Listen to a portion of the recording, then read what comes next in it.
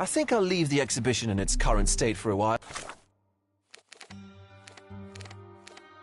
I'll call it The Art of Vandalism.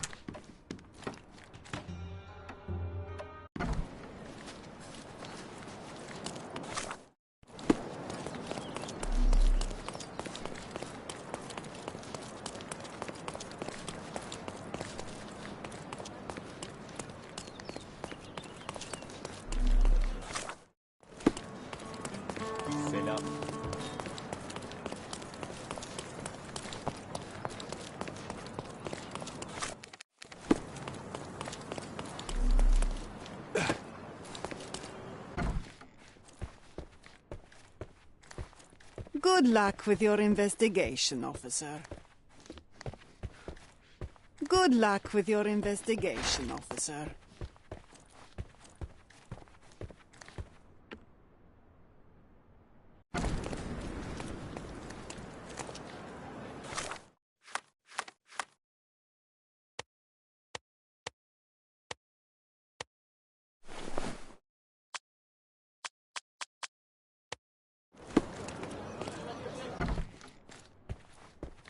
Good luck with your investigation, officer.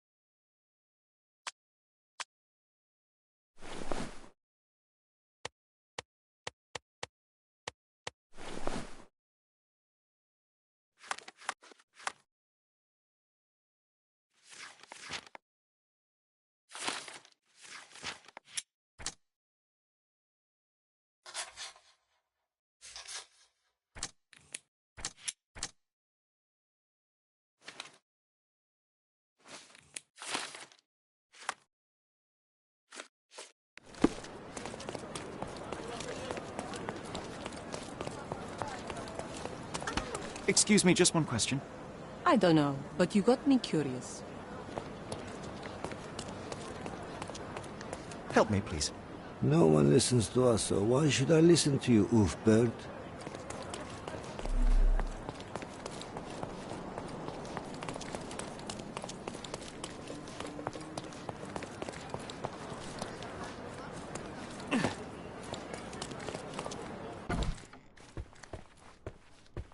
Good luck with your investigation, officer.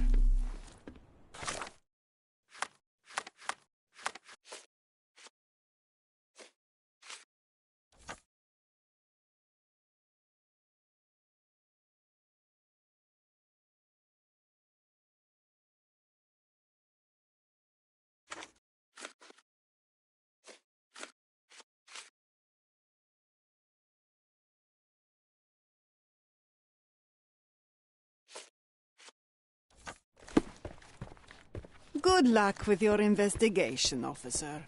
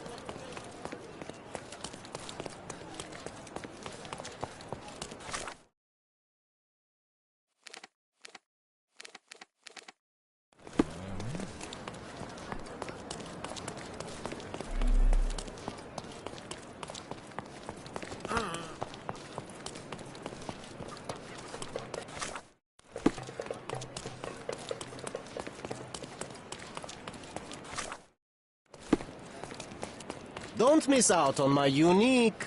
Let's pick something that suits you.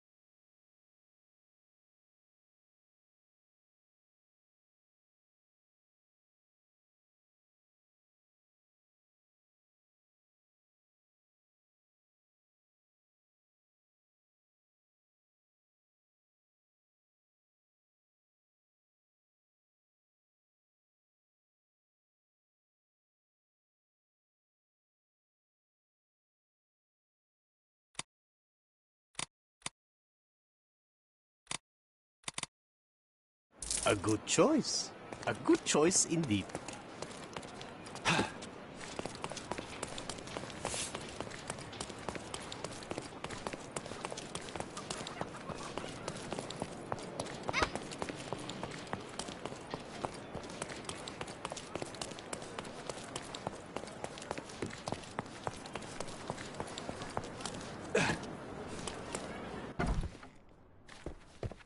Good luck with your investigation, officer.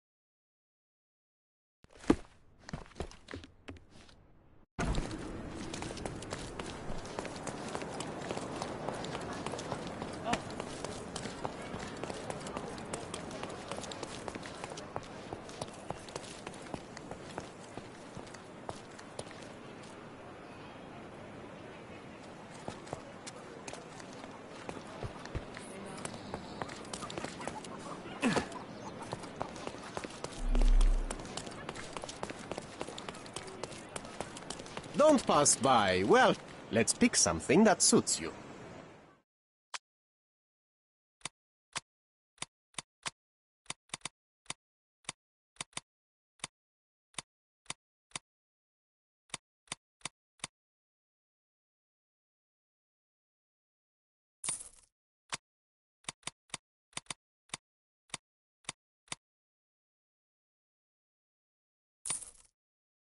A good choice. A good choice indeed.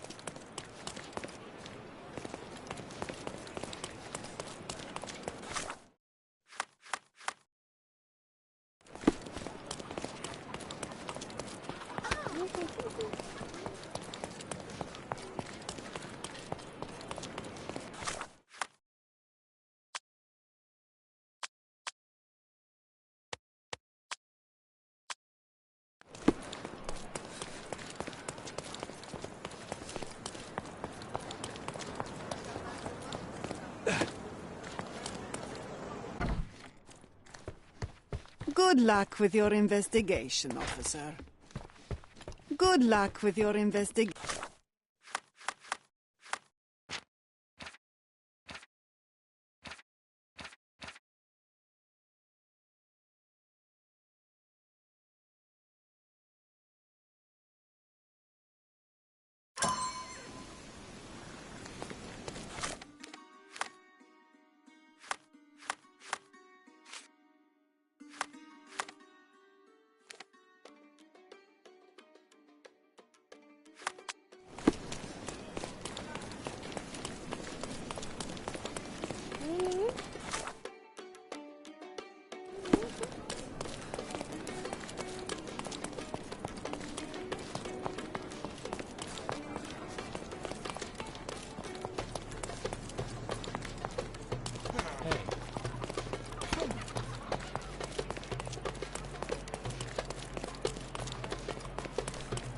Nice affordable clothes. Let's pick something that suits you.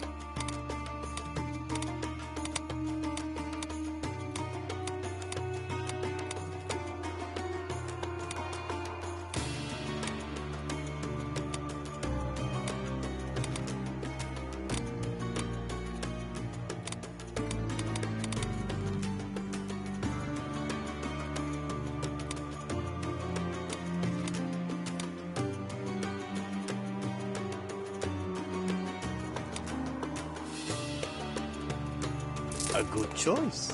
A good choice indeed.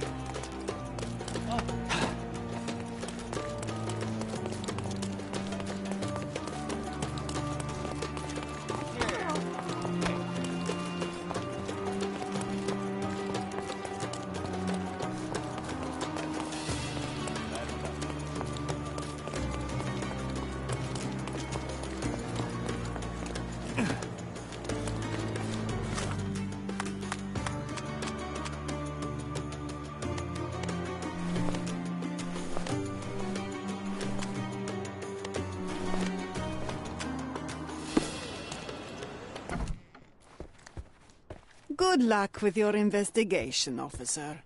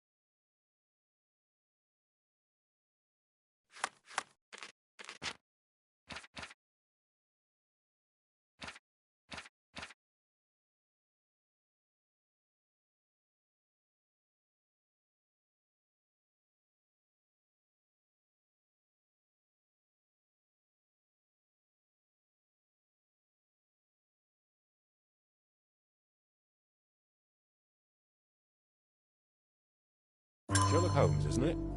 I was looking for you. With whom do I have the pleasure of speaking? You can call me your new game. The rules are simple. I have something for you.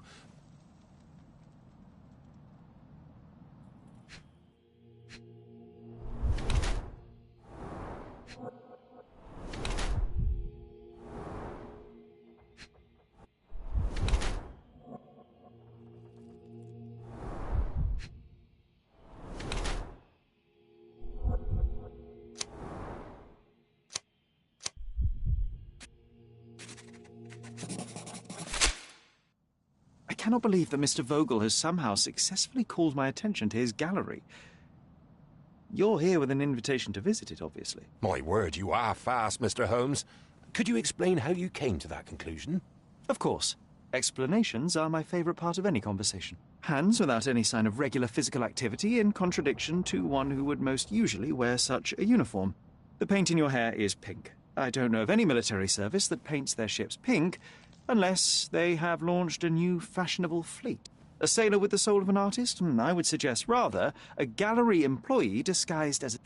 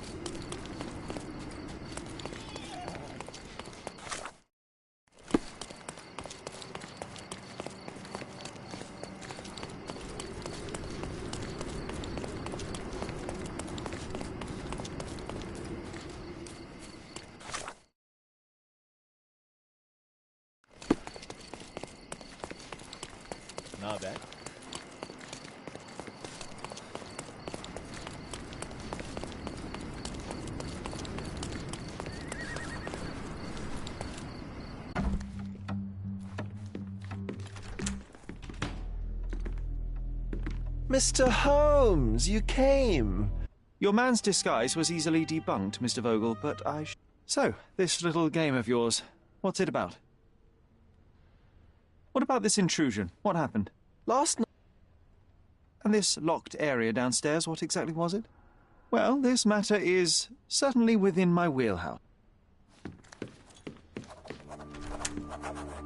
You sure you don't like art, Sherry? Back home, we've got a taxidermist. He's gonna have a heart attack when he sees what I bring him.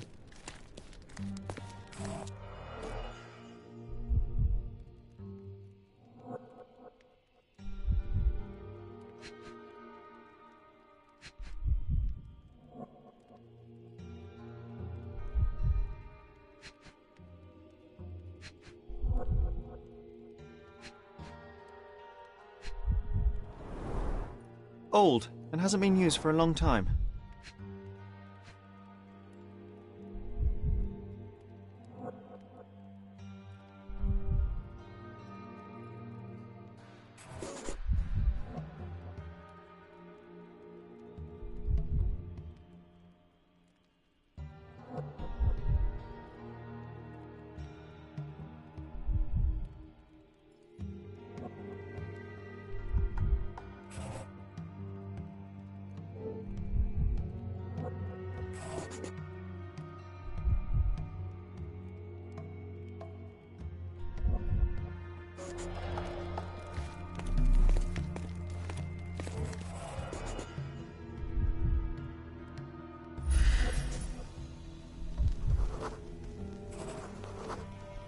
The left step's length is shorter than the right.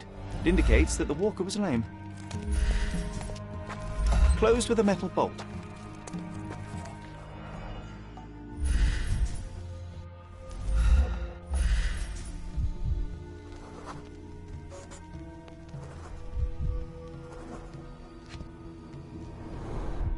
Footprints.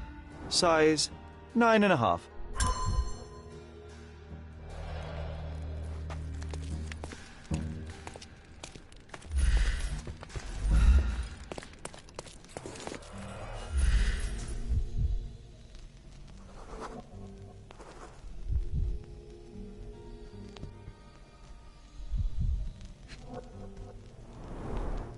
A handprint of the thing from another world. Plus it looks fresh, and its coal origin ruins the effect of the extra mundane.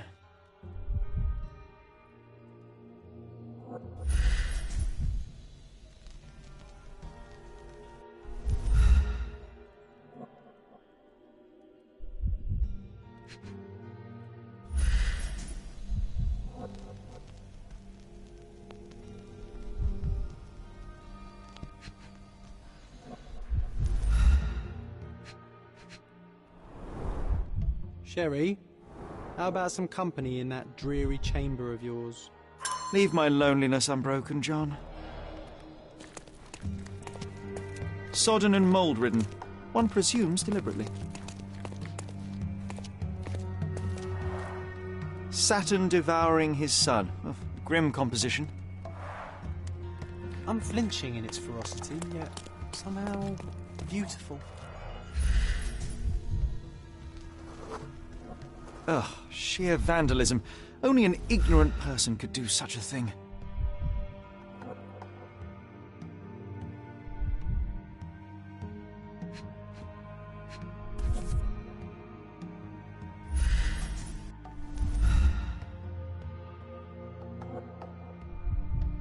A Malpalbot. Coal fingerprints. I think we're looking for a man with a coal moustache.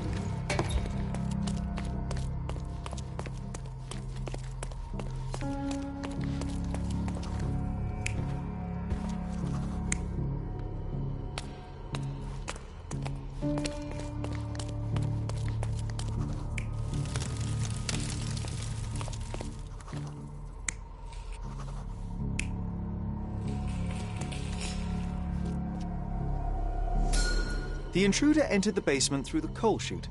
He used a magnet to open the hatch bolt. He accidentally pushed a shovel to the floor.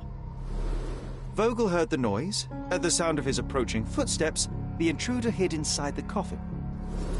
When Vogel entered the basement, he failed to notice anything strange and left without properly checking. The intruder waited until Vogel had left the caravanserai before burning the paintings in Wilde's room, but the vandalism was a cover for the theft.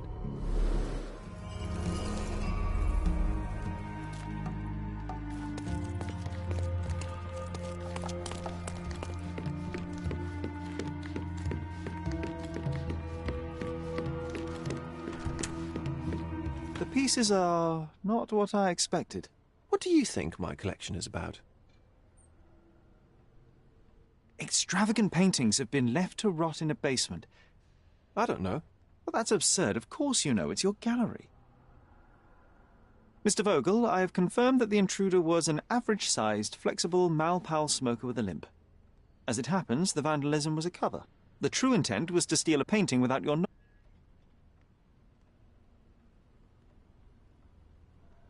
This thief was familiar with the gallery and he was sporting a limp. Do any of your clients or artists come to mind? My. Your attention to detail is remarkable, Mr. Holmes. I should introduce you to Bosch's works. The fire was a clever attempt to hide a stolen... The intruder entered the basement through the coal chute. He used a magnet. There's something more, is there not? I can see it in your eyes. Indeed. There is another intriguing angle. So where can I find Boniface Mercurio? I know he lives somewhere in Old City, but couldn't be more specific. What was depicted in the piece? A bound woman, wrapped in robes, being penetrated by a red devil that stared at us, the viewer. The beast had numerous tails growing from his back, and a large crowd gathered around the pair, silently watching the orgiastic scene. Well, I believe I have enough to begin. Thank you.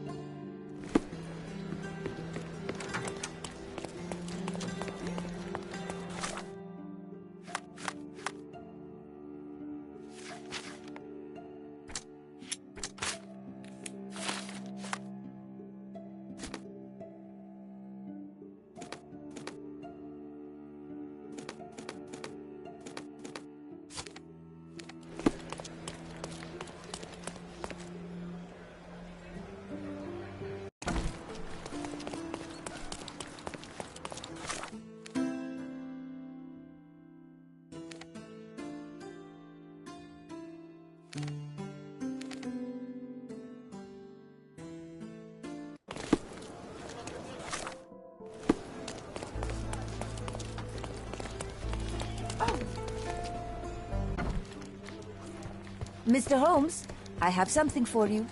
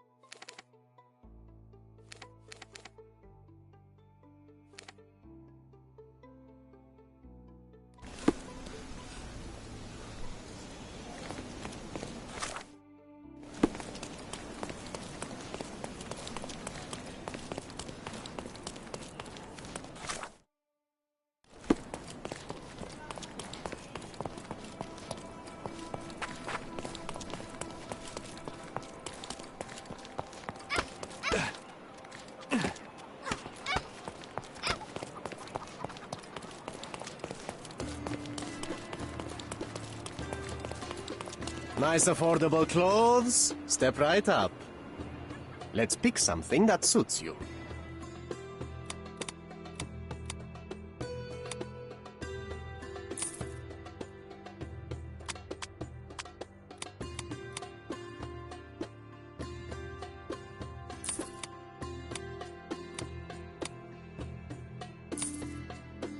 A good choice. A good choice indeed.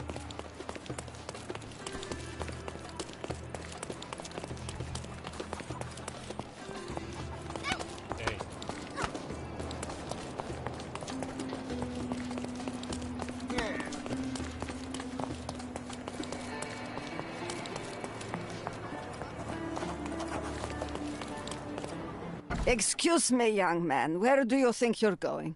Greetings, ma'am. I'm looking for the... I don't care who you're looking for. You shall not pass. No visitors allowed. I wish to buy a painting from Mr. Boniface Mercurio. Is he at... Dearie, tell me, because old age has made me blind. Did someone write Information Bureau on my forehead? Because I'm not here to answer your questions. Entry is for residents only. If you aren't a resident, please leave, or I shall report you to the police. No visitors allowed.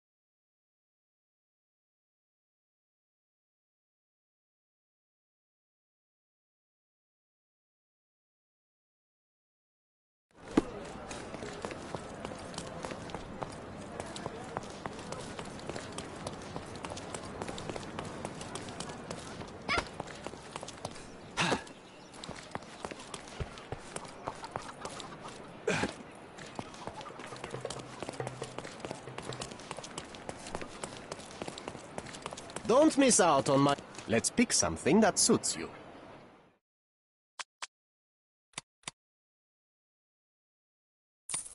A good choice. A good choice indeed.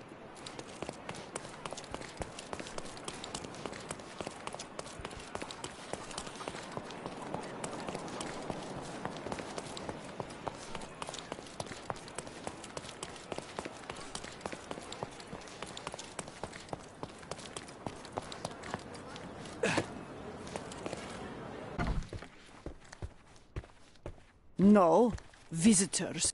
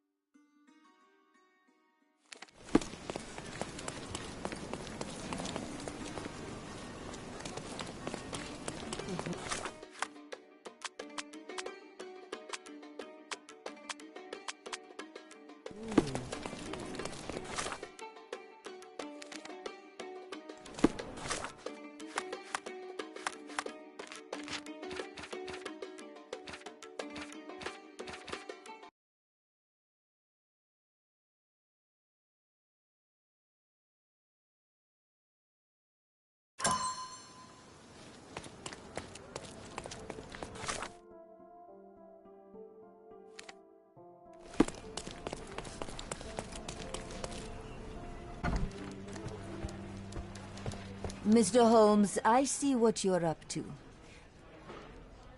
I believe I am, but to be very clear, Miss Sertle, my interests extend... A gang of smugglers, the Eels, have Cordona...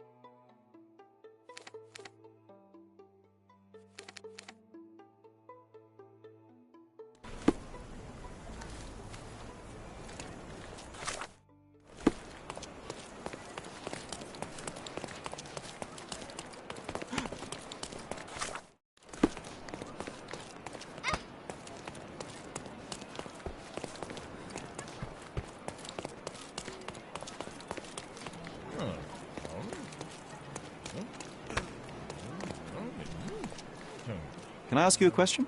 There is no amount of money that would make me talk.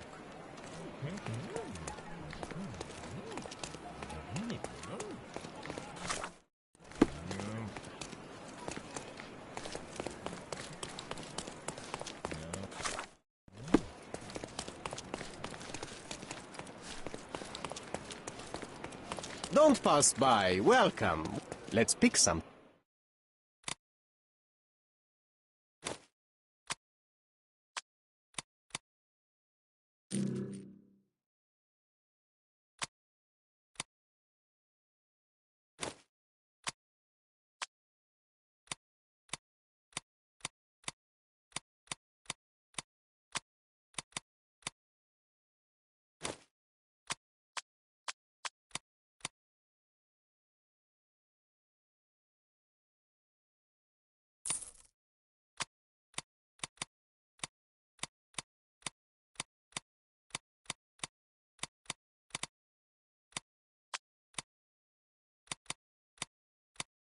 Be careful with what you've taken.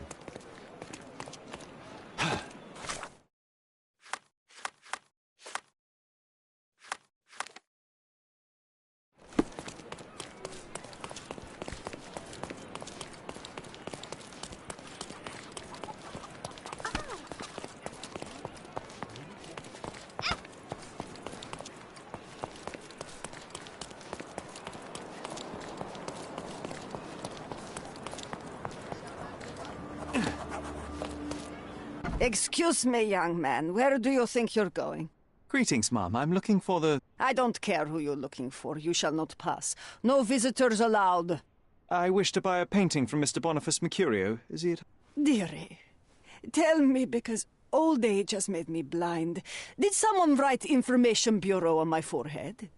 Because I'm not here to answer your questions. Entry is for residents only. If you aren't a resident, please leave, or I shall report you to the police.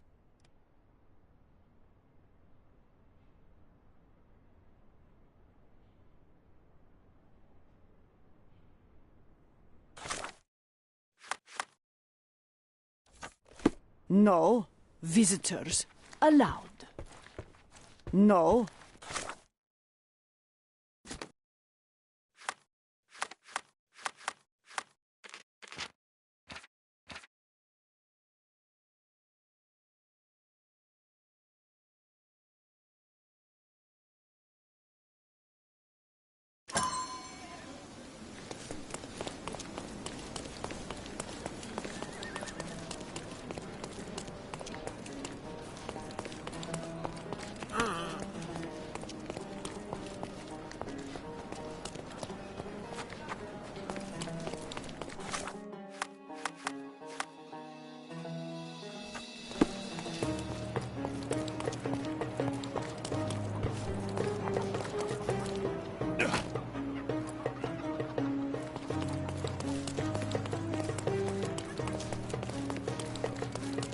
Don't miss out on my unique clothes.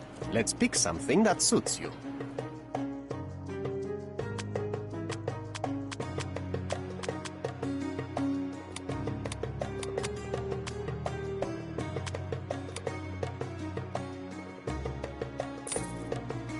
A good choice. A good choice indeed.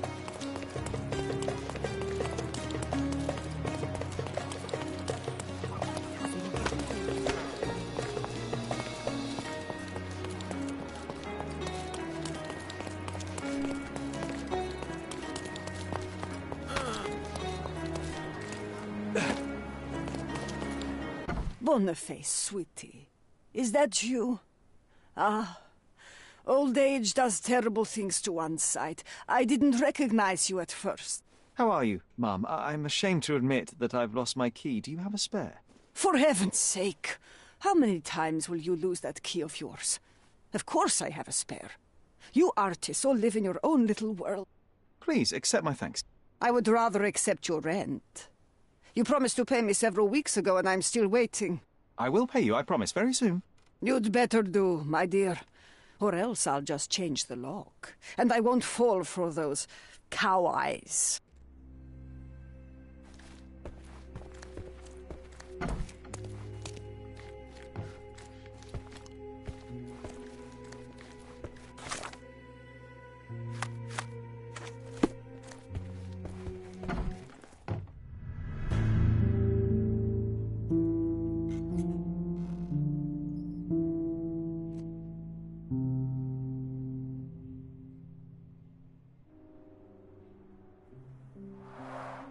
The blood has dried. I've heard of this style of painting. It is called Expressionism.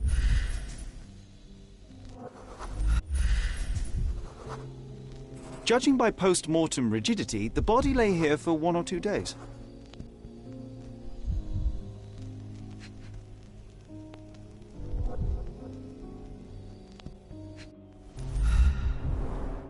The wound is precise. It was inflicted by a razor or a knife.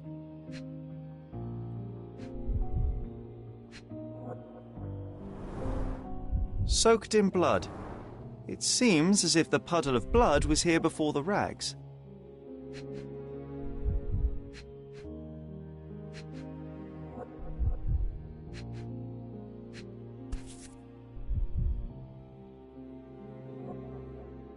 A normal kitchen knife.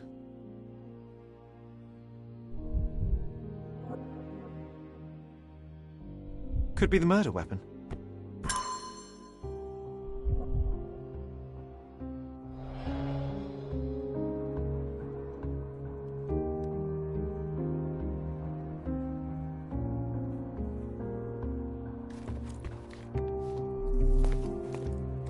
The photograph was not pulled out in time. Such a waste of material. Look at this, John. Isn't it our stolen demon?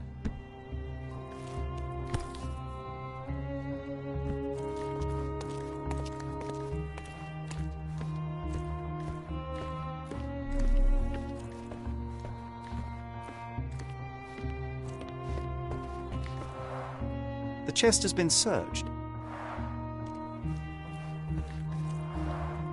Red skin, tails on the back, reminds me of Werder's description of the stolen painting.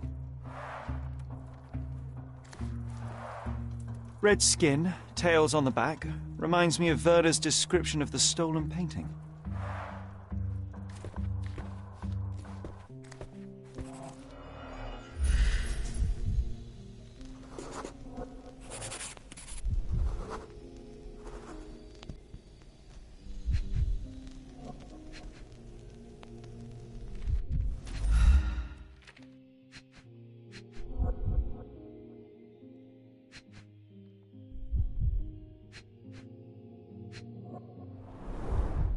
It appears the wine was truly awful.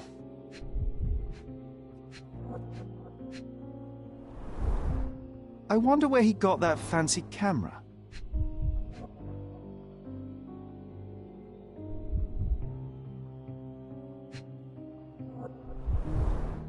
Despite the overall tendency towards mess, you cannot sit with the drawer pulled out like this. Someone left it after searching.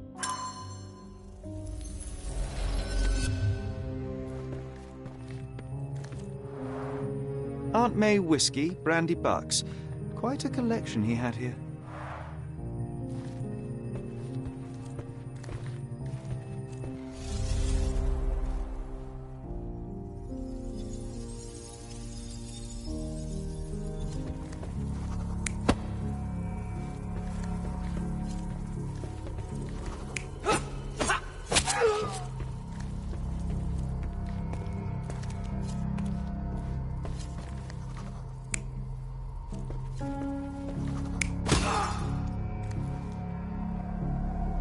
You're not even trying, Sherry. Concentrate.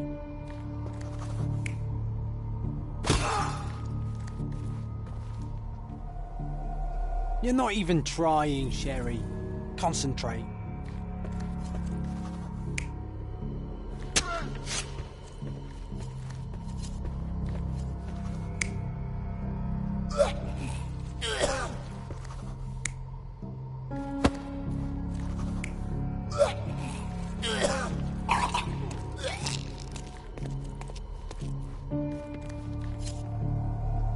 You're not even trying, Sherry. Concentrate.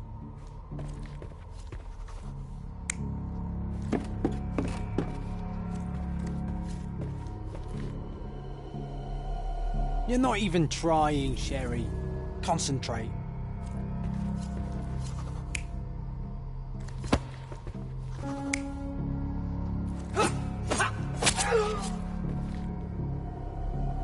You're not even trying, Sherry. Concentrate.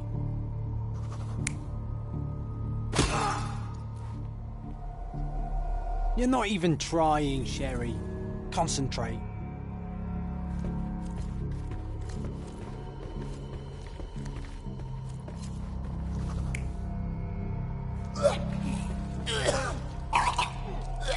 Mercurio was developing photographs when the intruder snuck in. Mercurio heard him coming. While the thief was searching the chest, the painter ran towards him with a bottle in his hand. He smashed it across the thief's head. The intruder had no choice but to defend himself, and the weapon of opportunity happened to be a kitchen knife. Mercurio stepped aside to grab the painting, but the wine-blinded thief attacked Mercurio's throat. When the thief came to his senses, he saw Mercurio bleeding on the floor. He grabbed the rags and tried to bandage him, but it was too late. Why did Mercurio attempt to snatch the painting in the middle of a fight? To strike the intruder? Not with his painting, it was too important to him.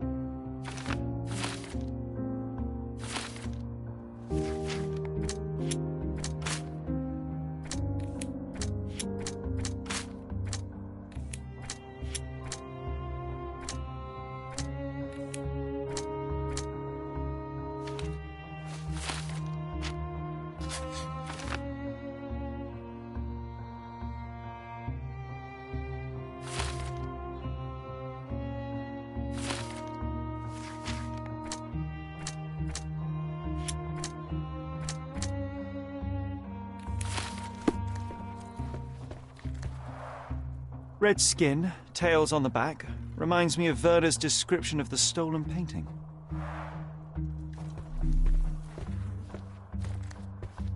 It's time for some chemical magic, John.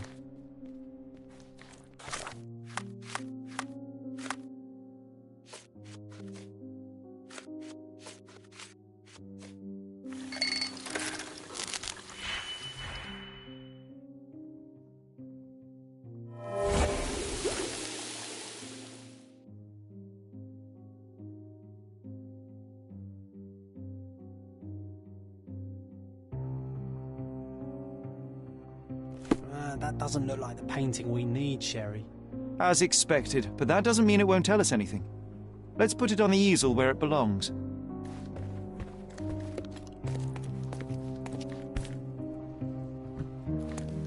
The photograph was not pulled out in time. Such a waste of material.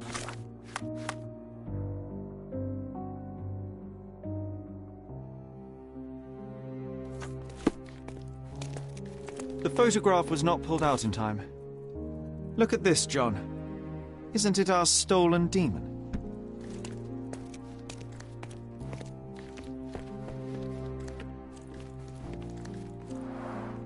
I guess this is his most ordinary painting. Spot the two differences, John?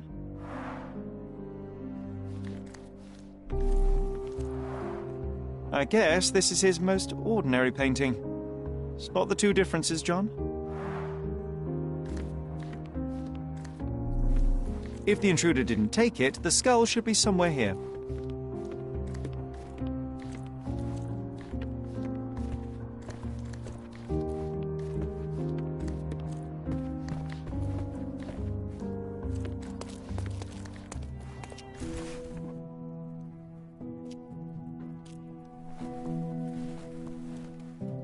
Monster was actually a man. Poor girl. John, you ought to be thrilled. We are now hunting the devil himself. What were you saying, Sherry? I was too busy sketching the scene, you know, crimes and such like, daily routine. Did you find something? A photograph. It depicts a man in a red suit with tails sprouting from his back and multiple people in masks watching the scene. It all adds up. But the act of love, it wasn't given willingly, John. It was a violation. And the girl, she was with child. Give that to me now. Did you recognize someone? No. Although the victim is not from Cordona, she is African. Look at the ritual scars on her face. Get that image out of your brain. You have to continue the investigation. I must speak to the landlady. Perhaps she saw or heard something. Sherry, you cannot tell her the truth about Mercurio. It will hurt her. John, that's illogical. Sooner or later, she will come here and discover a corpse, and I still need to talk to her. Just avoid mentioning corpse, all right? Stick to the character, tell her to call the police. I'll take that into account. And wait here. I've redrawn the people in the photograph. Now you can proceed with your investigation without those horrific details.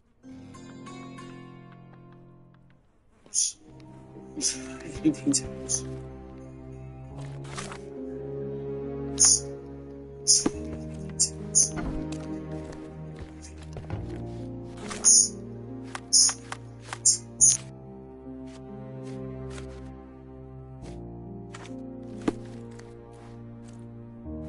What's wrong, dear? You look like you've seen a ghost. Can you tell me if anyone else has recently entered the flat? Oh, you're talking about that limping man. I'm sorry I let him in. I was scared. And I thought maybe he would motivate you to find money so that you would pay your rent. No offense, dear. Can you describe him? Oh, so you weren't at home. I was so certain you didn't leave your flat that day. He was of average height, had a limp and a tattoo on his neck, and he was smoking Malpal cigarettes. My husband used to smoke those. They have a horrible smell I can recognize from a mile away. Can I ask a favor? Of course, dearie. Please call the police and ask them to enter the flat, and don't look inside until they come up.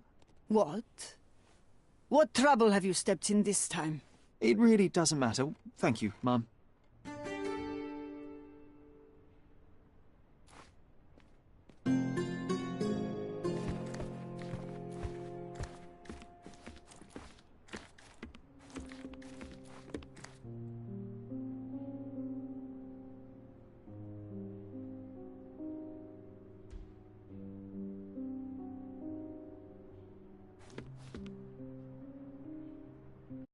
Phew, Sherry, that was close.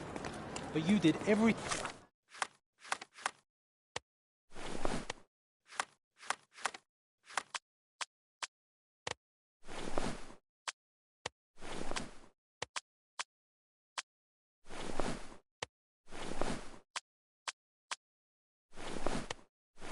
correctly. Now, take off your outfit. I can't let you walk around in a dead man's clothes.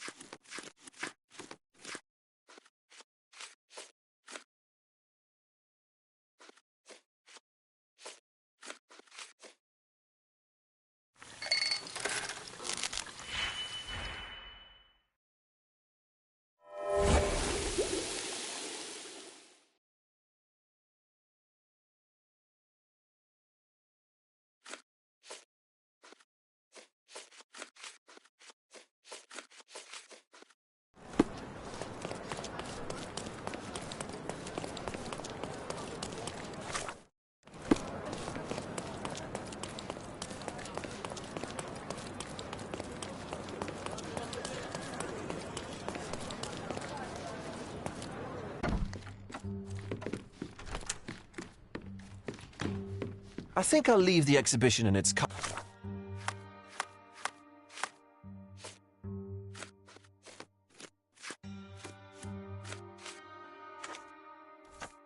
state for a while. I'll call it The Art of Vandalism. I think I'll leave the exhibition in its current state for a while. I'll call it The Art of Vandalism.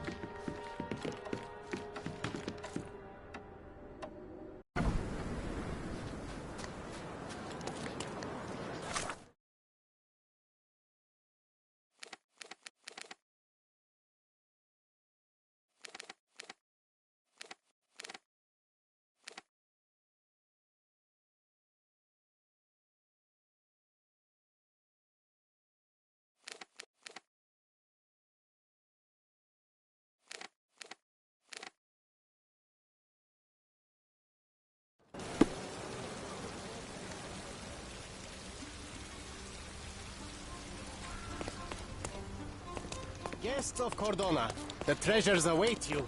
Collect them all and return.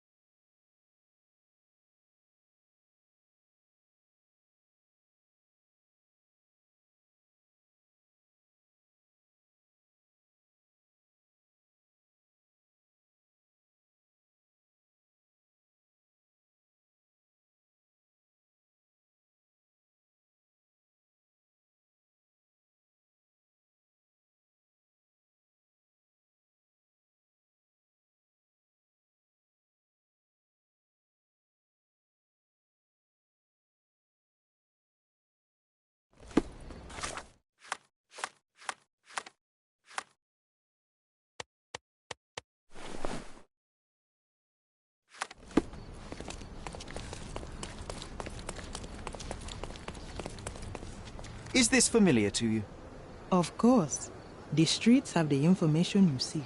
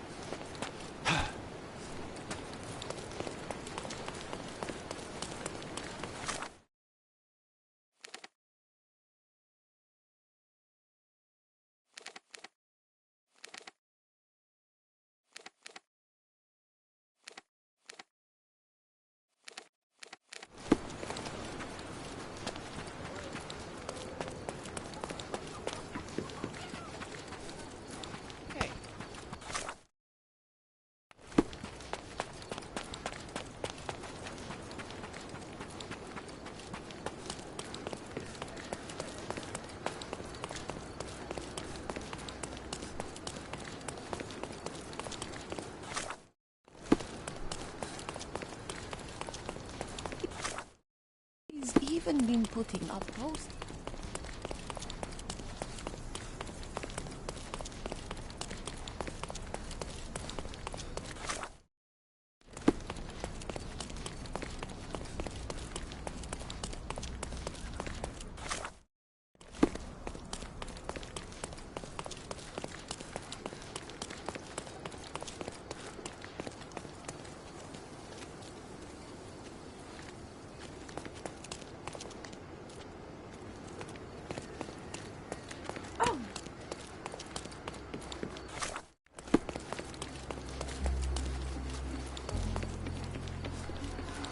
Beasts!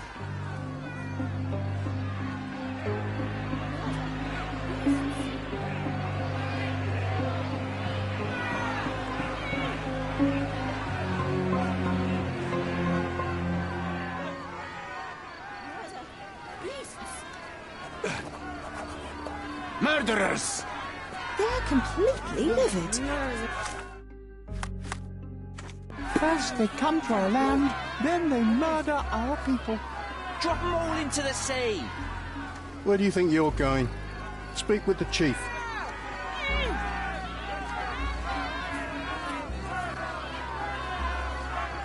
Murder! Beasts! Murder!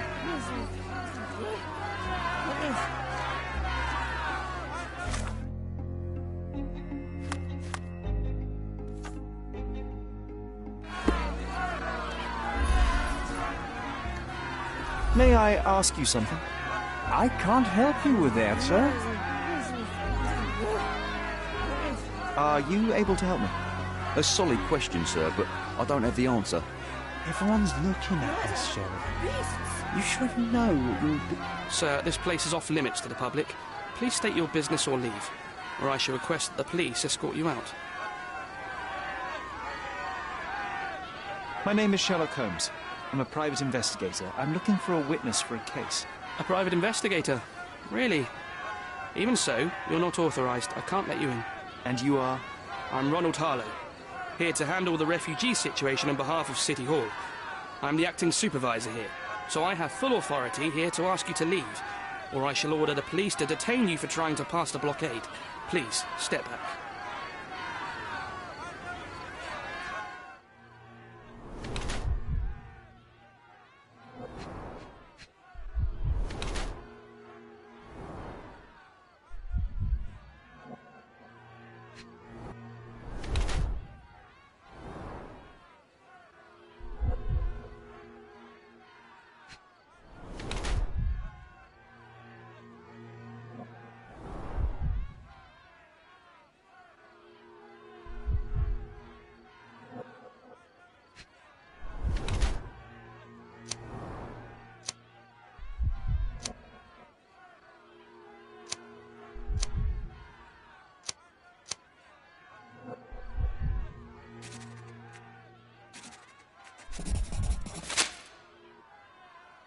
The people in the crowd are shouting about a murder in the camp. Are you trying to hide it? It's mere assumption. I assure you that the situation is under the police's control. If it was under control, if there was no dead body, you wouldn't be as nervous as you are. You would be sitting in your cosy dark corner of the City Hall room doing nothing as usual. Yet, you're here, trying to deal with a series of problems you never asked for. These insults are inappropriate. You don't know what I'm doing for this camp. Even though the rest of City Hall doesn't give a bloody squat about the refugees, maybe I didn't want to be assigned to this camp. But I'm trying to do my best for these people. If not for my work, they might not have any shelter or food even. I apologize, Mr. Harlow. Perhaps I was prejudiced towards you, but in any case, I'm sure that you would still want this to be over as quickly as possible. The current reality is that neither you nor the police are managing things well here. You are unable to calm the crowd. You have simply never handled a situation like this before. What are you driving at, Mr. Holmes?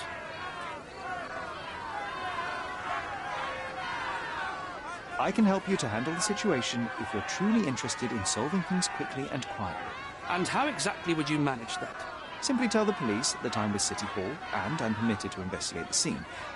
I'll work out the rest, but in return I need your help finding my witness. She's a young refugee. She's with child or was with child recently. Look, there is indeed a dead body inside the camp. So even if the girl you are looking for is there, all the refugees are now being detained and interrogated by the police. They won't allow you to speak with her, and I can't do anything about that until the situation settles down. So it's in our mutual interest to settle it. Oh.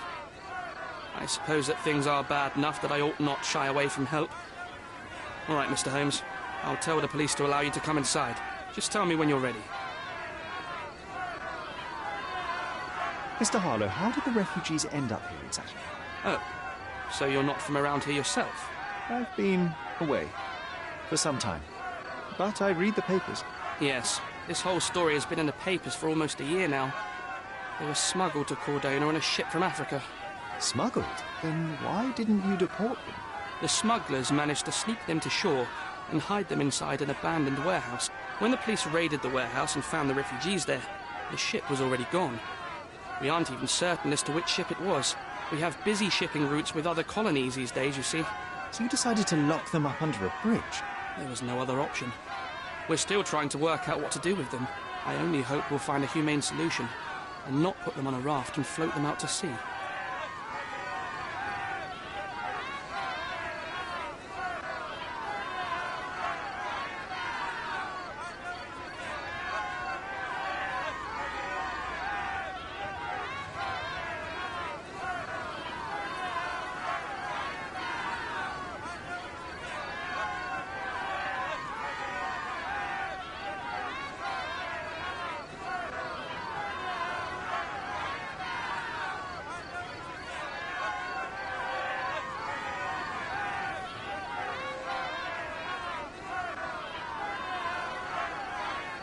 Mr. Harlow, what exactly do you do here? What are your responsibilities? What I do and what I am responsible for are two different realities, Mr. Holmes. On paper, I am in charge of the camp territory, security, provision, and the refugees in general. What I actually do most of the time is knock on every City Hall door trying to obtain some funding, or at least rations for the camp. The police here on City Hall's behalf too? They are, minus those who came here after the body was found.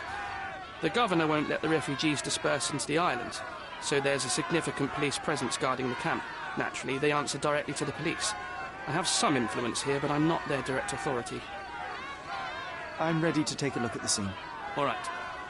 Go inside the camp and find Inspector Tewkesbury. He's the officer investigating the scene. Tell him I sent you. Say you're an independent expert from City Hall. He'll fill in the details for you. I'll find my way with words. Thank you, Mr. Harlow.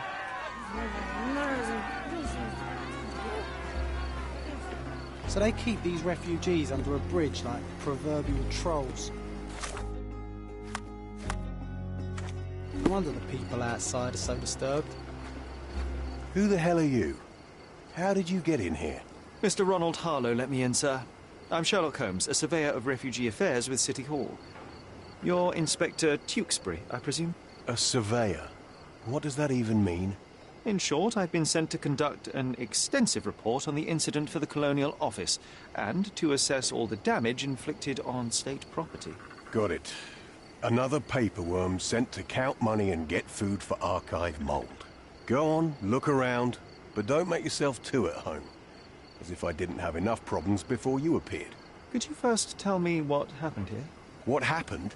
People from the bridge above the camp heard a woman screaming and saw a mass of refugees attacking a man. Clearly not a refugee. When the camp guards came by, the man was floating in the sewage canal with a knife in his chest. Bam. A murder. Big news for Cordona. I'm sure. Thank you, Inspector.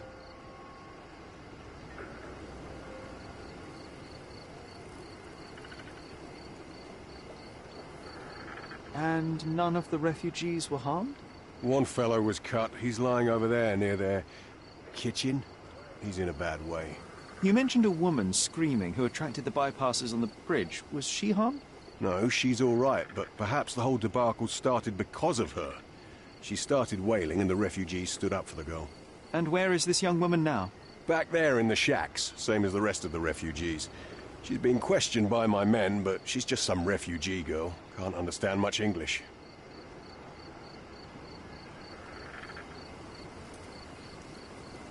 Did you learn anything about the dead man? The fellow looks like a thug. I've had dozens like him fished out of the sea over the past 20 years. Ever since these refugees arrived, there have been people on Cordona with bad blood in them. My best bet is that this thug had something against them too. And no clue as to his identity? He had some items on his body, but nothing to indicate who he was or where he was from. I think I should catalogue his possessions in my records. Go on. They're on the table near the body. Do you have any suspects yet? You're joking, right? I've got a whole camp full of suspects. And if you ask me, this bloke had it coming. Better bury him and forget about the whole thing. And now there's a crowd gathered at the camp, and my superiors say we must thoroughly interrogate the refugees. At least those who can understand any English. Do you believe that your superiors wish to get rid of the refugees? I think that both our superiors would rather keep the story quiet. Since that's an unaffordable luxury now, they're looking how to protect their public image. That's why I have to waste my time waiting for my people to turn every stone and befriend every refugee. Here we go again. Number of hours on Cordona before stumbling upon another dead body? 0.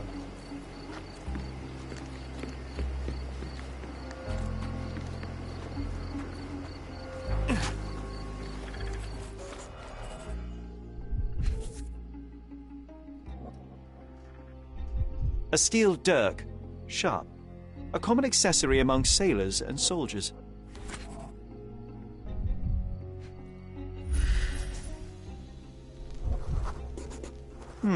Coal dust under the nails. I don't see much coal around here.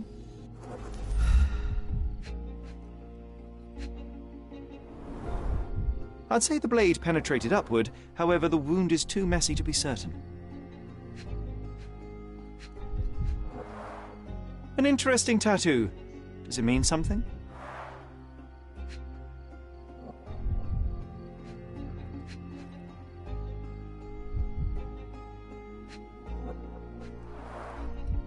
Heavy boots, with one sole far more worn than the other. This man was limping, John. A violent death. This man, limping. Coal dust. I think we're onto something here, John.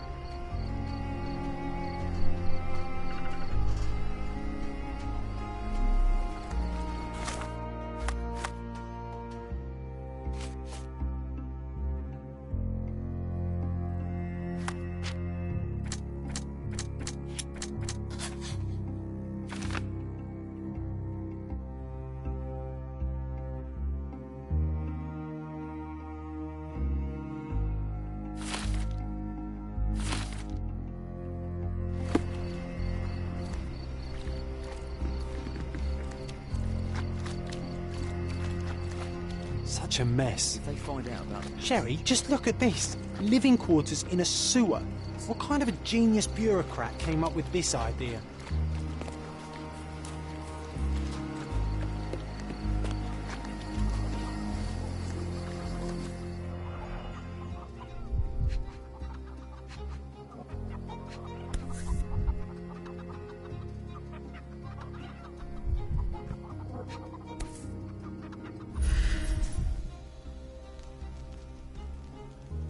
No hint of blood or impact.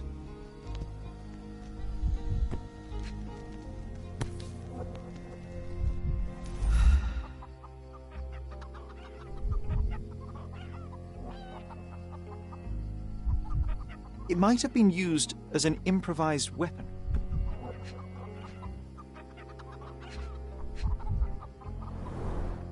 The blood sprayed off the blade after the strike.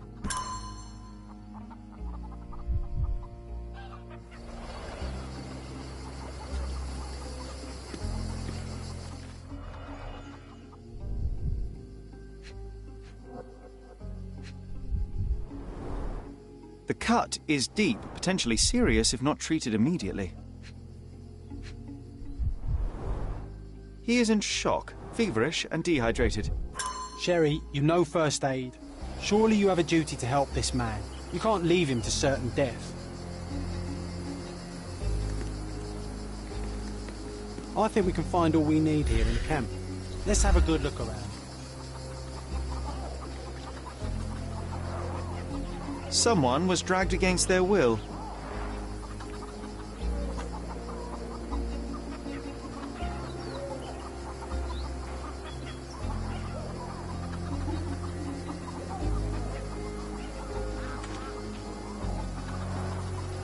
Someone was dragged against their will. The refugees have been detained and will not leave until all the circumstances are clarified. Back off.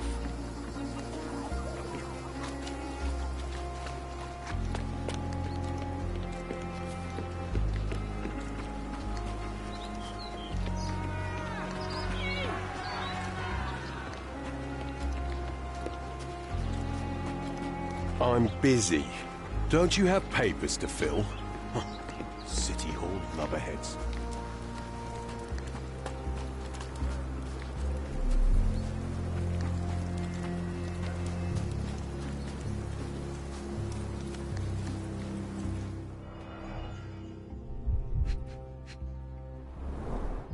£1,000.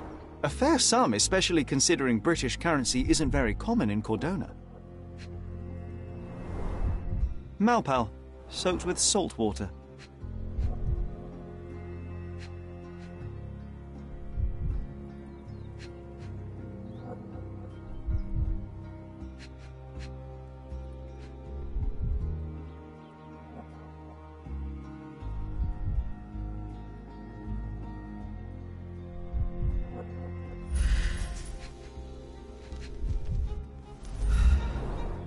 A simple leather sheath. Perfect for a dirk.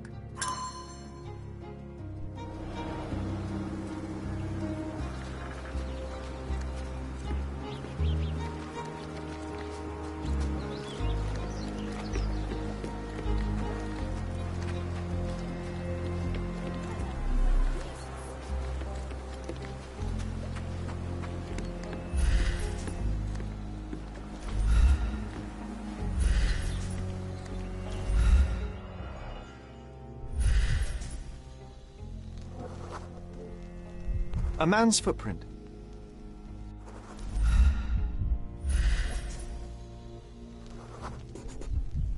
A heavy boot with a worn-out sole.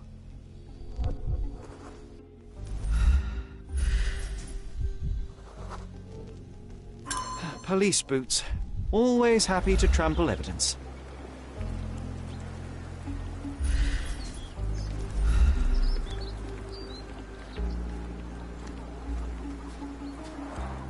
Oh, carnelian agate beads, a traditional African adornment.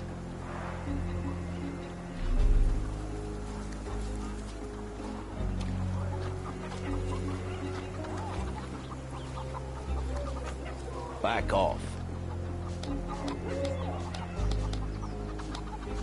Back off. Back off. Back off.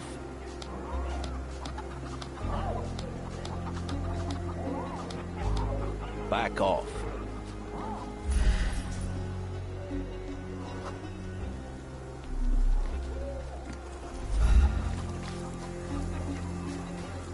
May I ask you something?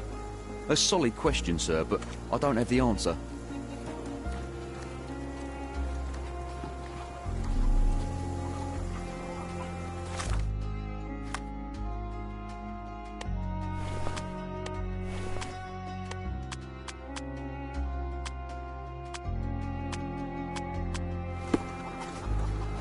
Back off. Back off.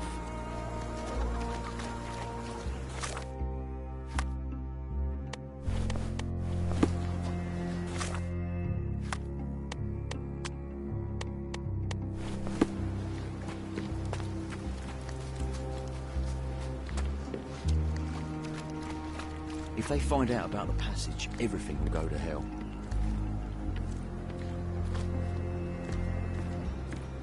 We have seen some dark places in Cordona. If they find out about the passage... But this...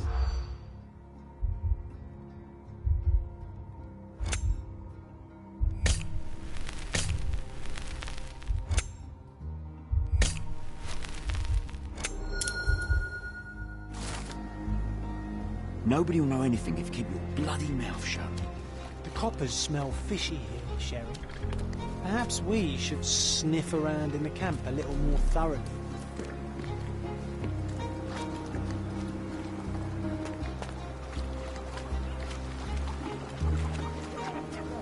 Back off. No one deserves to end up in a place like this.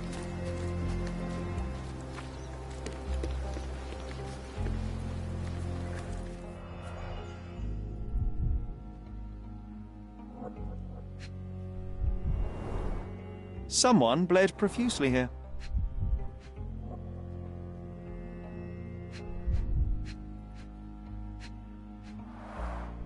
A fresh crack, as if the crate was hit recently.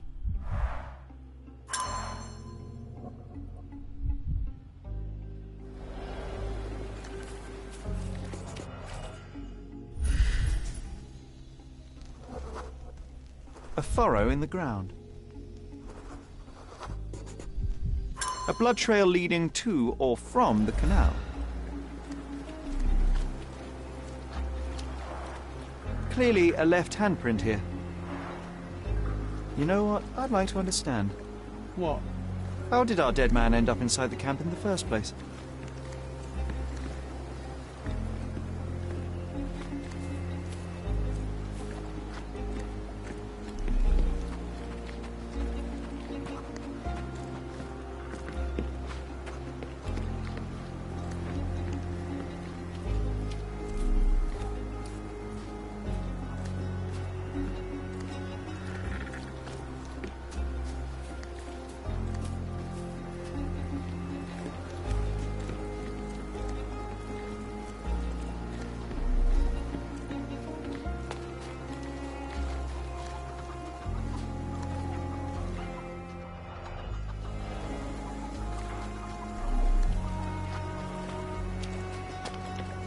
These events are fractured into so many pieces.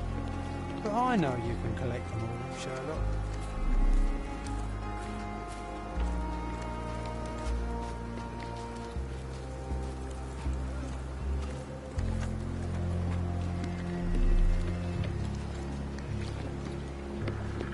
You still here?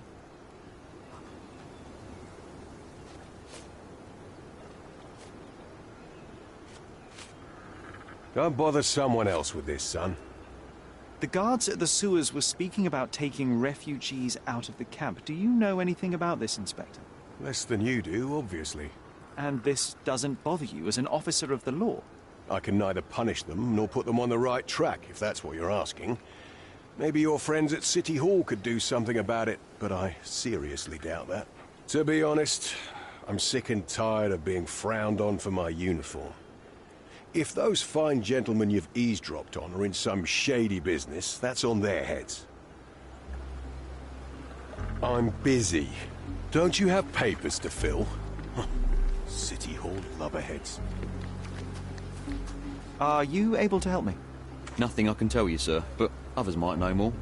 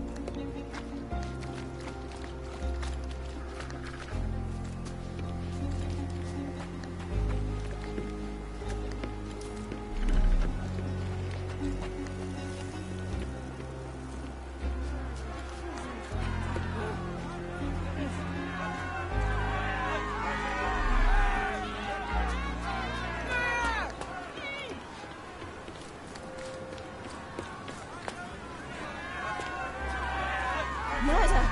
Beasts!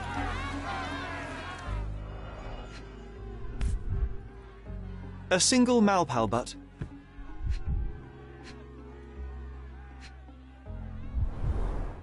Roadman cigarettes. A brand highly regarded by law enforcement officers. So there wasn't any sophisticated infiltration plan. The good old police just let the man into the camp. Now we have everything we need to get the full picture of what happened at the camp.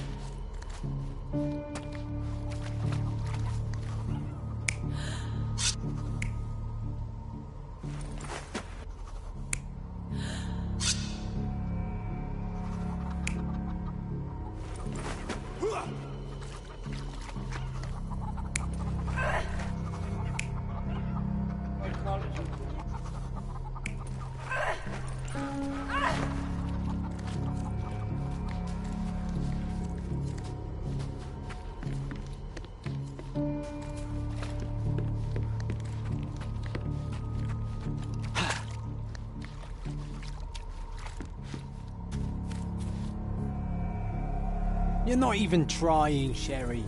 Concentrate.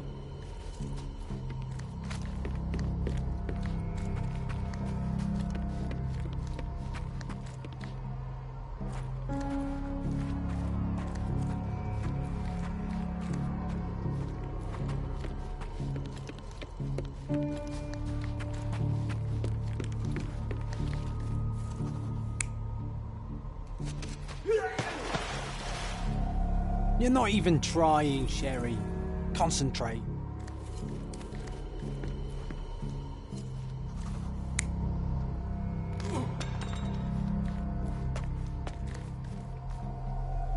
You're not even trying, Sherry. Concentrate.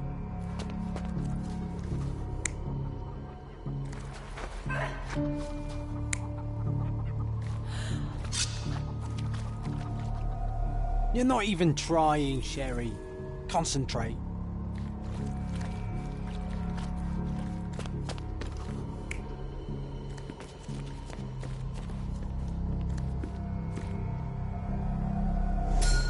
So, we have a thug who came to take a refugee woman with him. She resisted, but he dragged her by force. One of the refugees stood in his way, armed with a stick, yet he could do nothing against a cutthroat with a blade. The man didn't anticipate that the other refugees would intervene and stand against him. In the confusion, the woman managed to break free. The thug took fright and fled. He was stopped by the falling crates. He stumbled and fell, piercing his chest with his own blade. However, the wound didn't cause instant death. He managed to stand, but still bleeding, he lost his balance on the bridge and fell. Before all of this, the man had freely entered the camp through the main entrance. The police admitted him after they had a short smoke together. You live by the sword, you die by the sword. In our man's case, it's the same sword.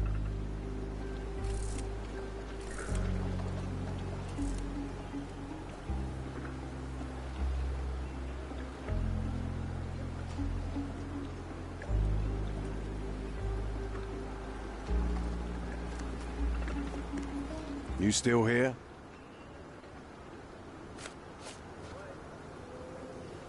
I've already told you all I've learned. Inspector, I believe I can aid your investigation. I know who the dead man is and what really happened here. You do? Well, good for you. But I'm afraid I'm not the one you need to share your findings with. Speak to Mr. Harlow here. He's the one responsible for settling things in the camp. You don't even care to listen? Oh, I do care. Maybe even more than I need to. But I'm only here today to lock the place up, question witnesses, and file the facts. It's sad, but coming up with conclusions is not among my tasks here. You fellows at City Hall do that. Anyway, speak to the supervisor. I'll just stand by and listen to what you have to say.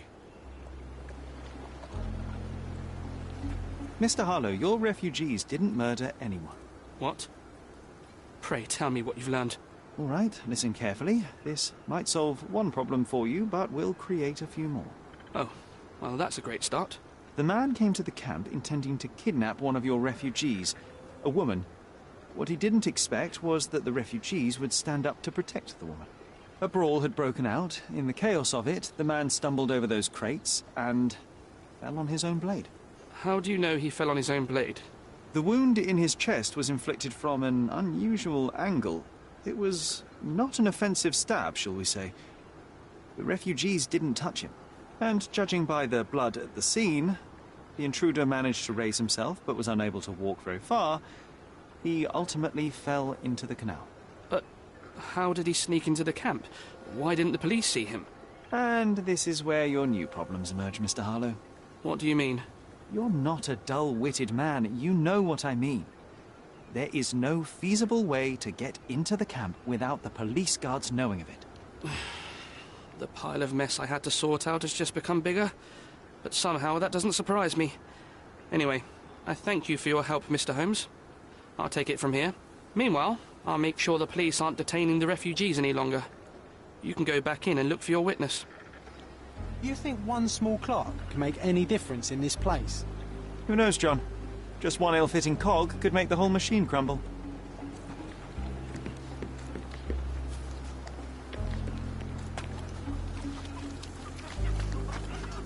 You're the one who made the police leave us alone.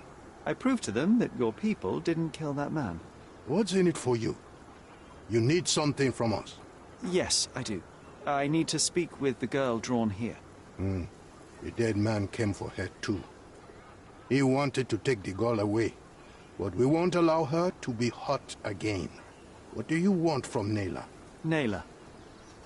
She was hurt some time ago. I'm here to find the people who did this and bring them to justice. And to find them, I need Nayla's help. Will you let me speak to her? Justice. There's no justice on this land. But you helped us, so maybe your words are not empty. You can speak to Nayla. if she wants it. But I will be watching you. Hello, Naylor?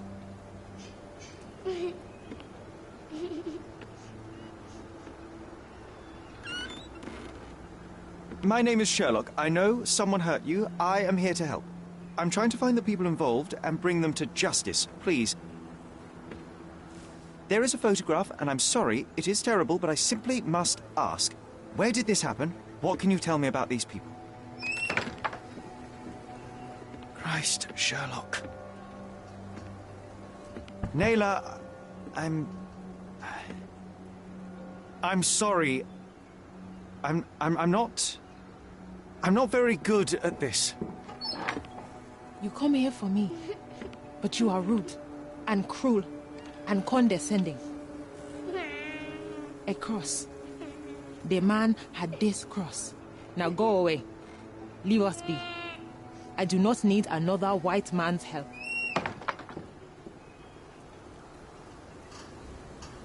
Oh, glad that wasn't me. Not my best work, John, by a long shot.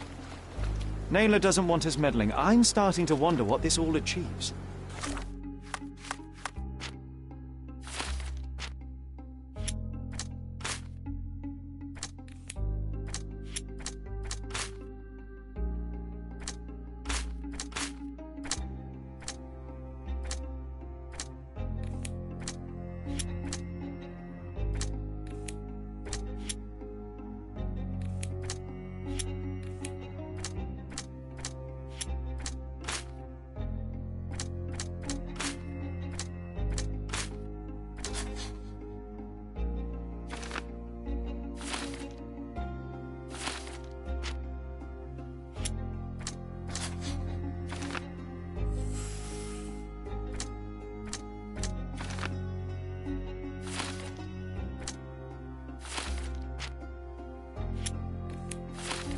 But she helped you anyway. Now we know that maniac's face and the cross he wore, we can still catch him.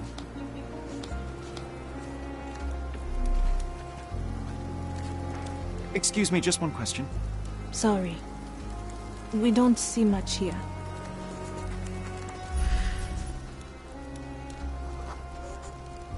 I'll use it to create a solution.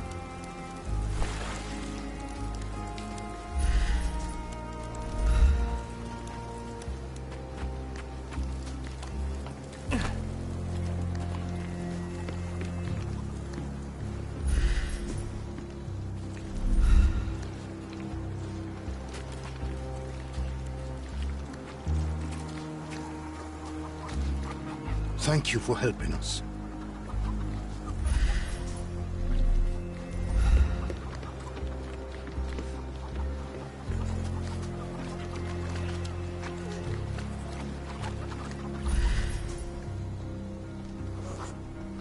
That will kill, not save him.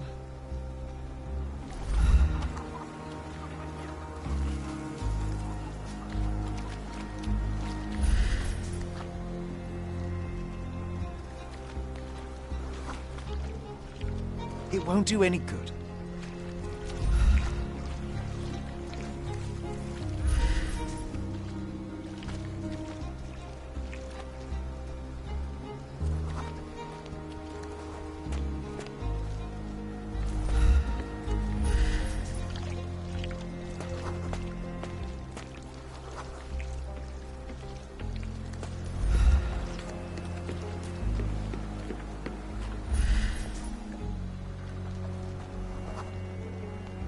Just washed. Better than nothing to bandage the wound.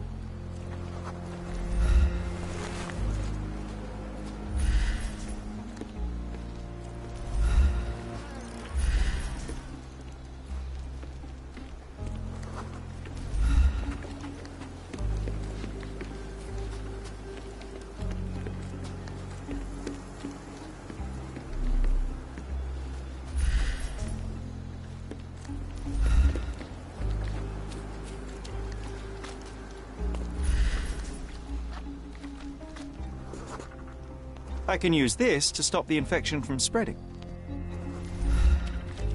I've collated all the ingredients, now to prepare the first aid solution.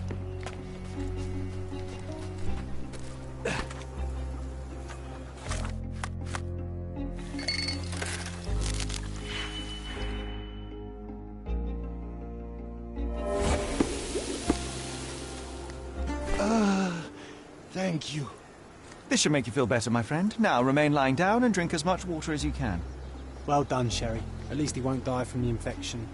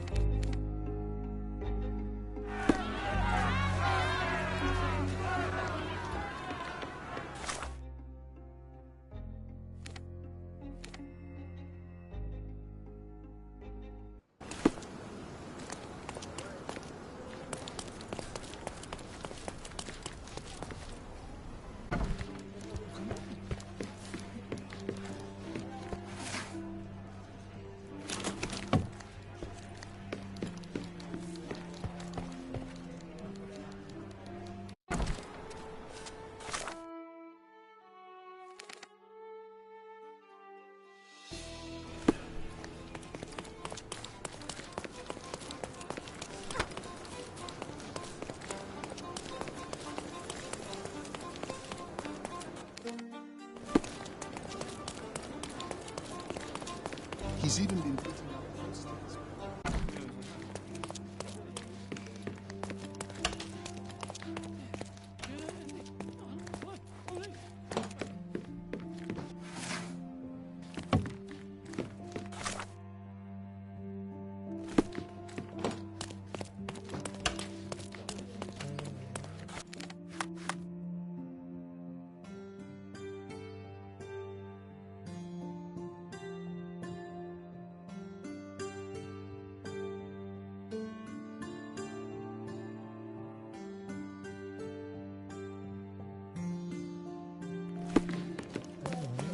Any progress with the case, Mr. Holmes?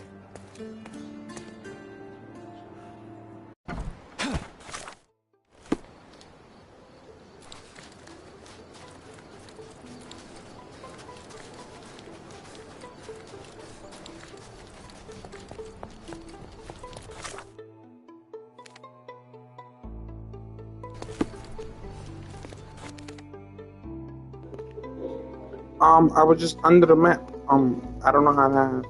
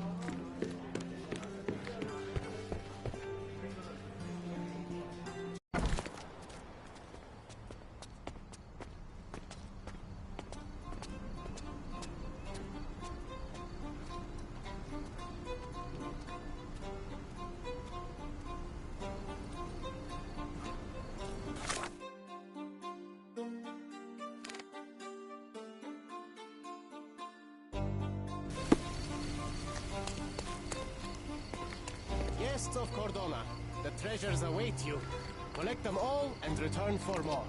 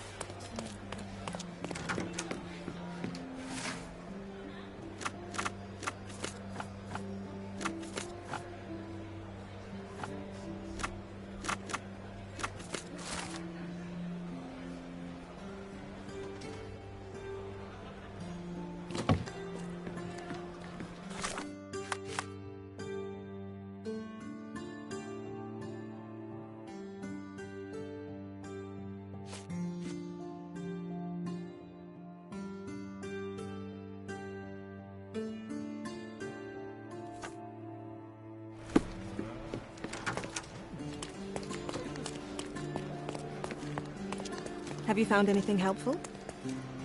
Have you found anything helpful?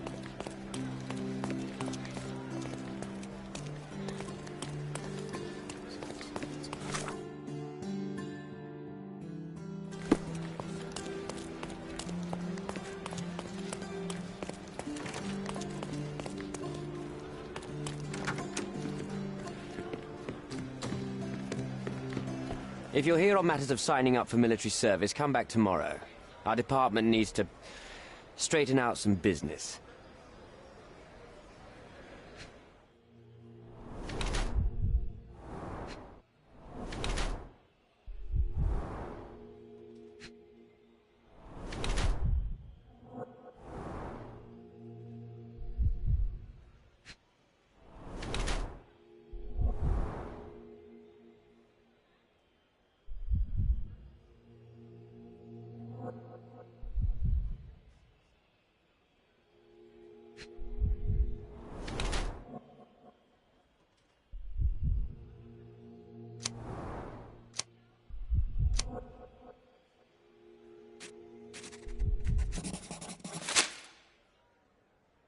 Why are you staring at me like I'm a Madame Tussauds figure?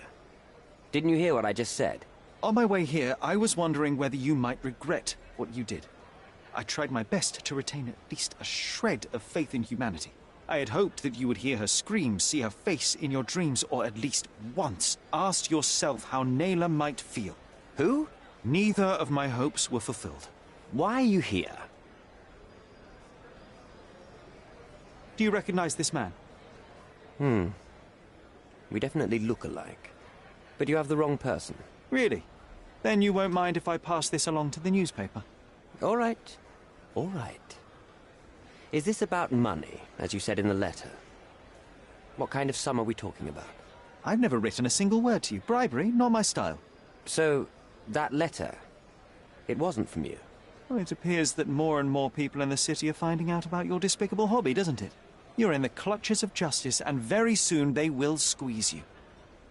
It's in your best interest to cooperate. Fine. I suppose now we have a nice long talk. Do you drink, Mr... Sherlock Holmes. And I do not. Shame. All the best discussions are accompanied by a glass of whiskey. But out of respect for you, I won't drink either. Respect? That's an unusual word in your mouth, Mr... Where are my manners? My name is Thomas Norton, a British envoy in Cordona on a military mission. So, where do we start? You mentioned blackmail. Tell me about it. All right. A couple of days ago, I received an anonymous letter. It said that in the art gallery at Caravansary there exists a painting that incriminates me. The blackmailer made it clear that if there is a painting, then a photograph exists too. And I should be wary of what it might do to my reputation. What does the blackmailer want from you? Money, of course. What else do such people want? Needless to say, I don't remember anyone taking photographs at the party. Up until the last moment, I hoped he was bluffing. But he wasn't, as you've just proven to me. Show me the letter. I burnt it as soon as I read it. I've left enough evidence. There's no need for any more.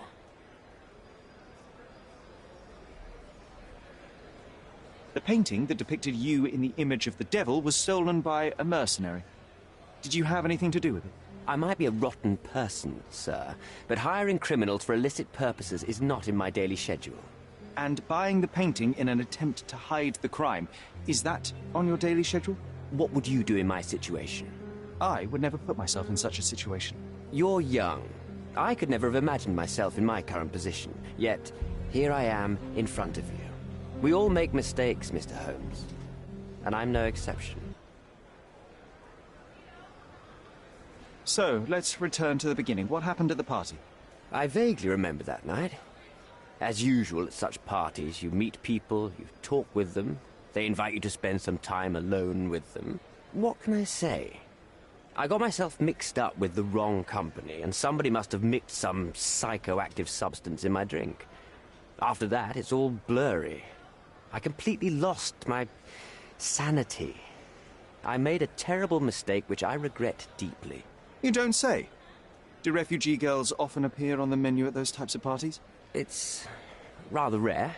So you didn't attend the party to engage in an exotic experience involving a vulnerable woman unable to accuse you of assault?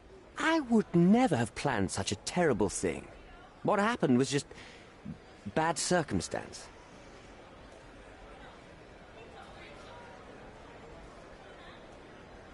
Boniface Mercurio, does the name mean anything to you? He's an artist, right? The one responsible for the painting that compromises you. I found him dead in his room. Oh, that is bad. Wait, you don't think that I have anything to do with this? You had motive to kill him. Maybe I did, but listen. I know how this looks, but murder? That's on another level. I had thoughts that this Mercutio... Mercurio? Well, him, yes. I thought he could have been the blackmailer. But I was too afraid to make any hasty decisions. There were plenty of ways to fail by making a move, so I chose to wait. To see what he would do next. You have to believe me. I don't believe people, I believe evidence. Then look at the evidence. Mr. Holmes, I've built my entire career on hard work and uncompromising dedication to the Crown. I made a mistake, but I'm not a villain from some cheap adventure fiction. By putting me behind bars, you will benefit precisely no one. Rotting in prison is the least you deserve, but I have a better idea. You will make amends and help the ones you hurt. Naylor deserves the very utmost of what you can do. Help the girl? I can't risk the press paying extra attention to her. I will do anything except that. That's not all. Use your connections to help patriate the refugees, find them decent homes, give them jobs. There must be a meaning to your position and my decision. Yes, all right, I can do that. So, will you give me the photograph now? I need to think this all through. Don't do anything foolish in the meantime. What makes you think you can decide what's best for these people? Such...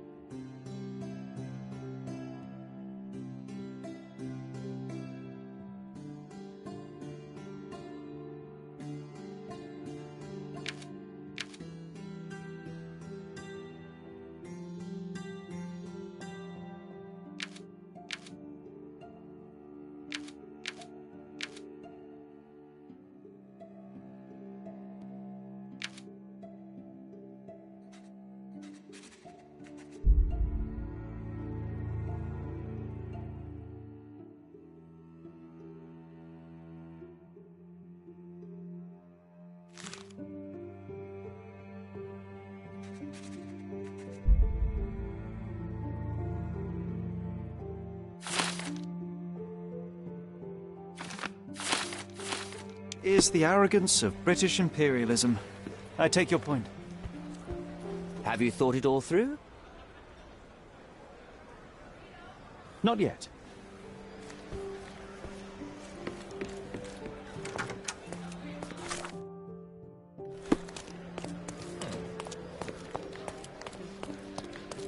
Have you found anything?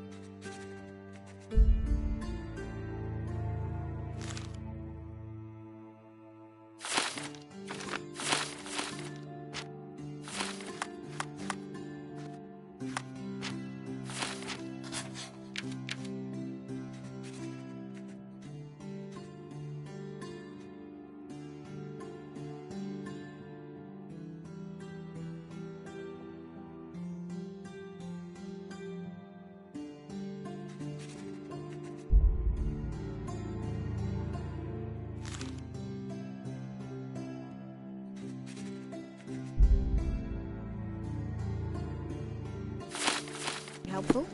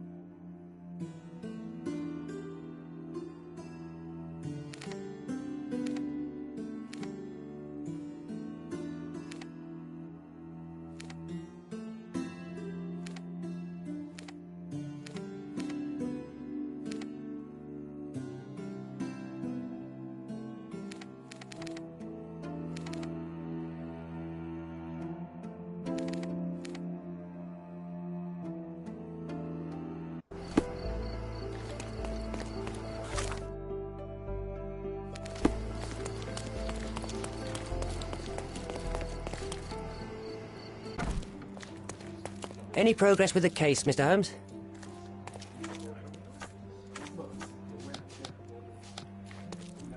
Any progress with the case, Mr. Holmes?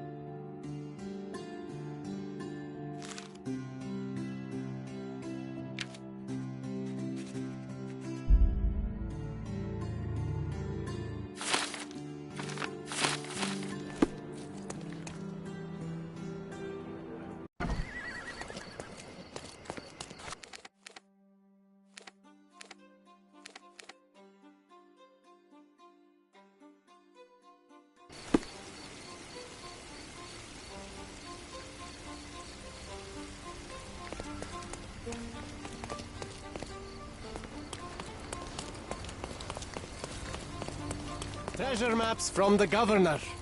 Find 8.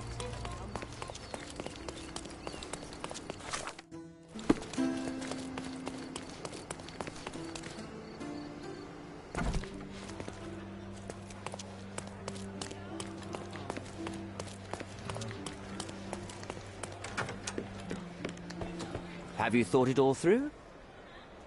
Almost. The refugees, what will happen to them? Well, I wouldn't be standing here in this fancy office if I didn't know how to pull the right strings. In fact, it's the only thing I know. The local governor will receive a decree signed by the House of Lords containing a request to patriate the refugees in the name of the Crown. From where did you gain such influence? I never asked you how you found the photograph. So don't ask the magician how he performs his tricks. But how can I believe you? Ugh. I presume you do believe in my selfishness. The initiator of the refugee salvation will be none other than the British envoy, savior and protector of those in need. It's a win situation for me, too. Now, what about the photograph? You deserve to be punished, but the greater good is what matters here. I won't bargain it for justice for Naylor. I'm glad that this situation is over. It will be over when you settle the matter of the refugees. You have my word, Mr. Holmes.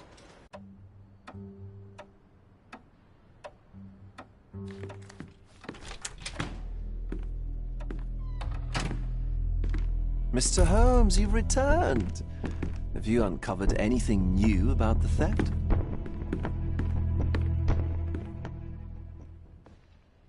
I've brought news, but not all of it will please you. Fill me in, Mr. Holmes. I won't shoot the messenger. I located the thief, but found him rather cold. He was tight-lipped about the painting, too. Ah, he's dead. How very droll, Mr. Holmes. One presumes you were not responsible. It was an accident at the refugee camp. He impaled himself on his own knife. Life is nothing if not cruel and capricious. I tracked down Boniface Mercurio. I presume he wasn't delighted about the situation. He was not having a good day on account of his murder. Killed in his own flat by the same person that stole his painting. Oh, sweet Mercurio, perishing in the pursuit of his art. How apt. I will miss his exceptional sense of humor. What about the stolen painting? Have you located it? Unfortunately, I could not locate the missing painting. Oh, Mr. Holmes, such disappointing news. Not even a shred of information? The slightest... What happened to your crusade of truth? Was it not... Well, now that we've resolved all of our outstanding... Thank you, Mr. Vogel. I am curious to see what you...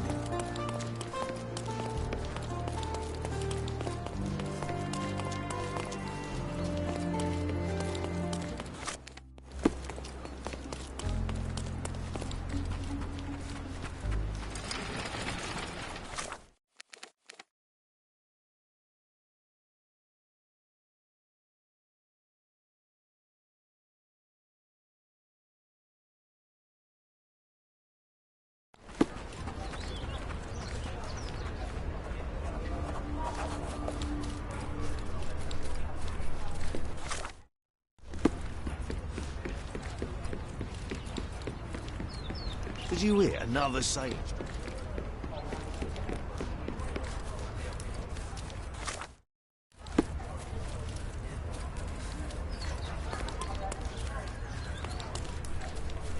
Did you hear another sailor?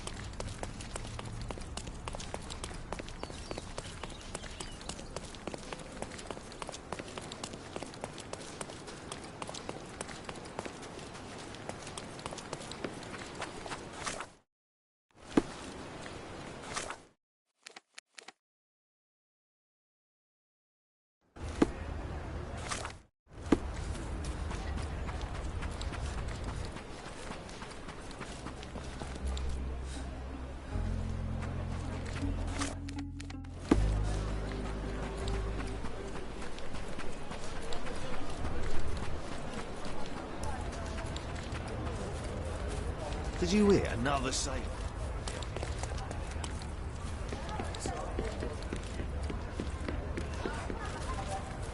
Did you hear another sailor?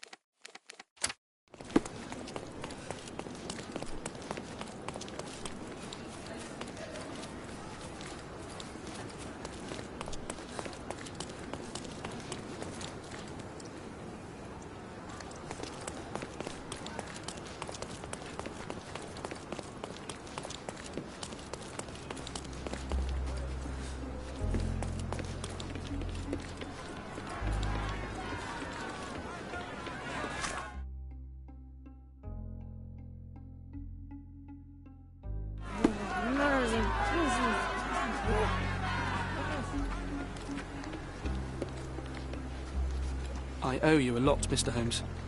You still here?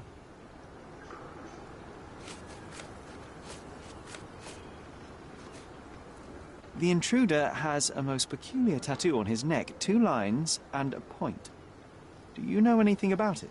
You really want to know, kid? Why? You want to play a policeman or something? I'm sure you have it in your records, so it won't hurt if I have it in mine. In my records, it's just a tattoo, as it should be in yours. Ah, to hell with you. Suit yourself as to what you're going to do with it. Off the record, though, such tattoos are often connected to a man named Mr. Niccolo Bernadotti. Bernadotti, you say? A respectable businessman in Scaladio. His company imports goods and wines, and smuggles everything that can be smuggled between the colonies and the mainland. His people can be identified by an obscure tattoo, just like the one over there our friend has. But these are all merely rumors, you see. If Mr. Bernadotti was a criminal, he'd be in prison now. Or hanged, right?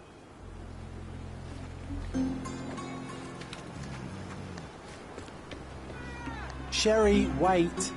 You might want to settle all the matters in the camp before leaving. We probably won't be coming back here anytime soon.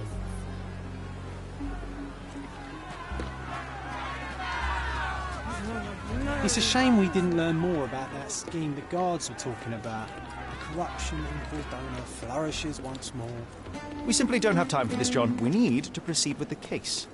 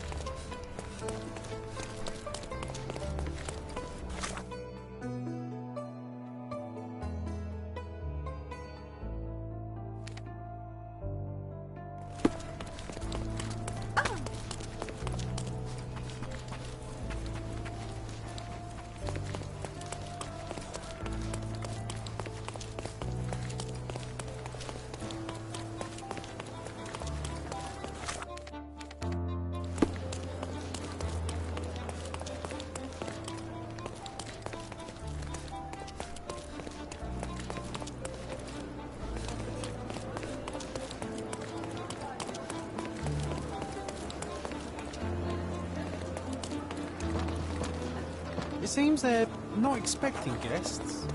I won't wait for an invitation, John.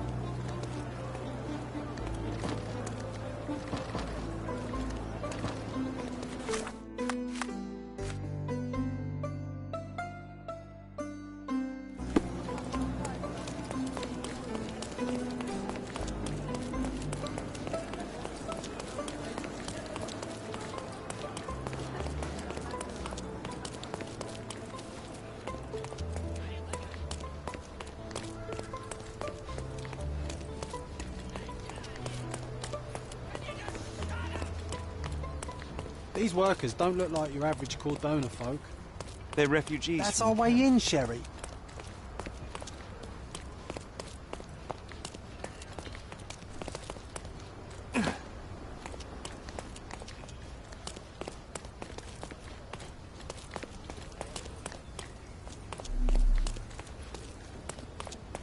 Shipped from Cape Town. The wine route from Colin. Do you know anything about this? I'm not in the mood to talk to moneybags.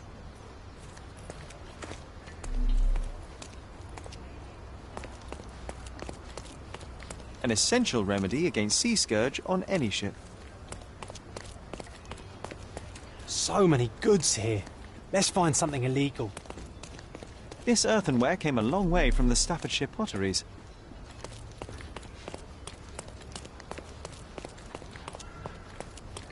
Hey, yo. This is private property. You lost something. My name is Sherlock Holmes. I'm investigating a robbery, and Mr. Bernadotte may be just the man to help me with... You a copper? I have nothing to do with the police. Mr. Bernadotte isn't seeing anyone. You have 3 seconds to walk away, or you'll never walk again. Capito? It's in Mr. Bernadotte's best interest to... 1...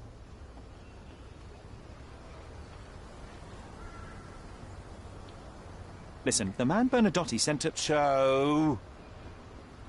I did try to resolve this peacefully.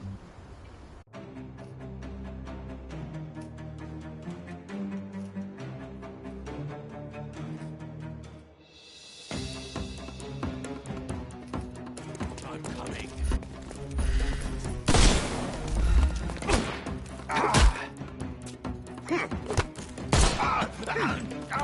No more crime for you until next month.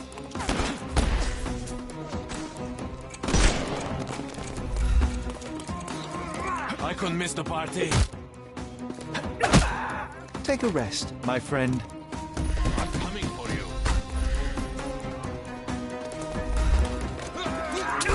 Overcome him. Don't rush. I'm coming for you.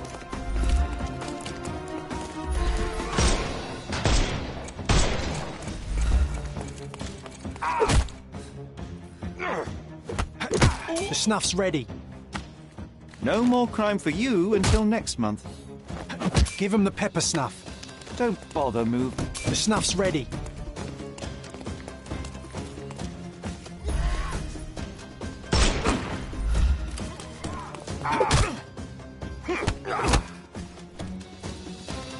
I'm coming. I'm coming. Ow! Take a rest, my friend.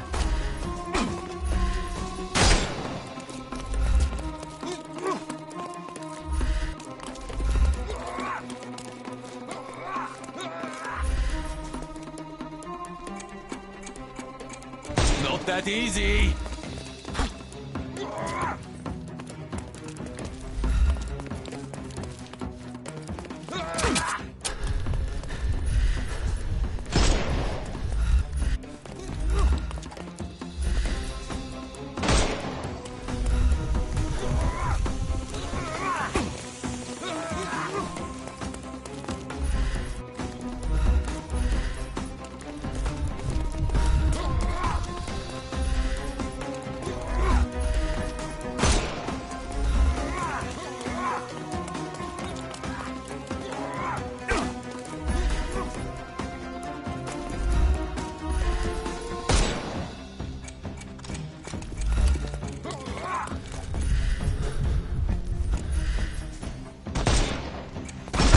tricks are useless!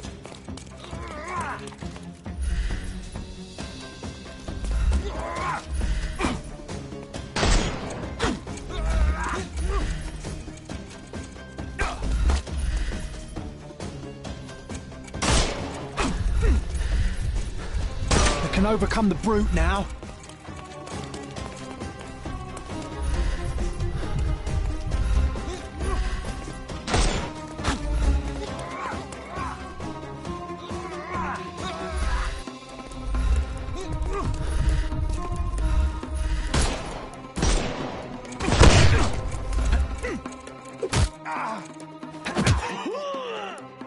Give him the... Too simple. The snuff's ready.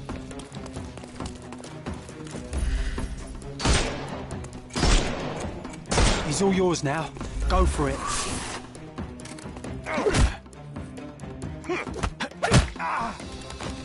Don't cry, you'll live. I'm coming. Don't bother moving.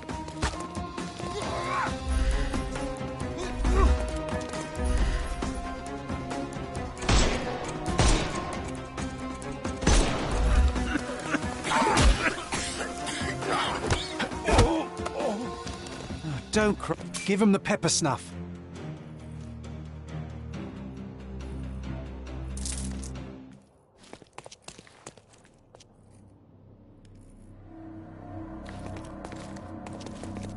You've disappointed me so much, Sherlock. Sherry, look! This seems familiar. Is this? Let's see what's hidden there.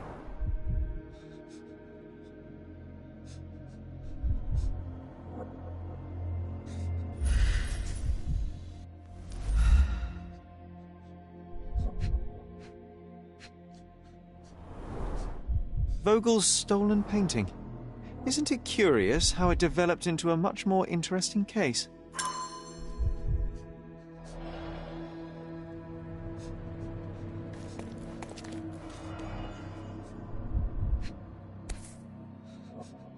A Dogon statue from West Africa.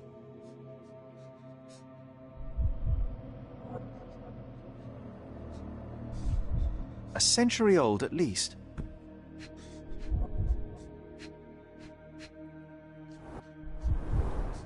Masks, traditional for the Chokwe people of Central Africa.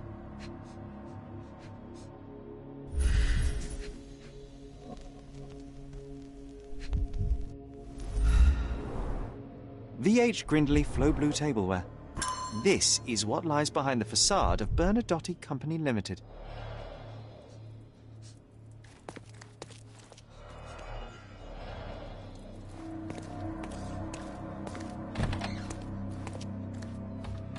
This marble fella.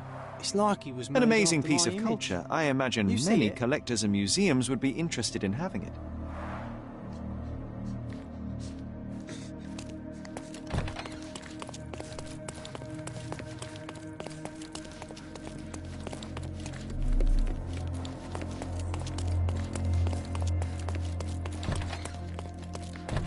Don't come any closer.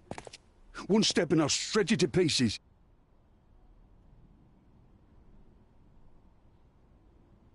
Keep standing in my way and no one will ever see you again. Righto. Yes. Yep. Well, excuse me, sir. I think I hear... I've got to... It's better I leave. Whoa. Oh, wow. That was as if somebody put my words in your mouth.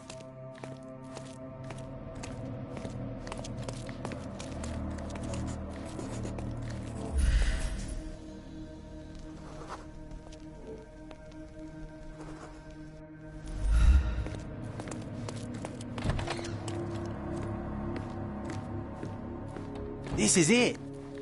This is where all the magic happens. Please don't shoot me. I have a family.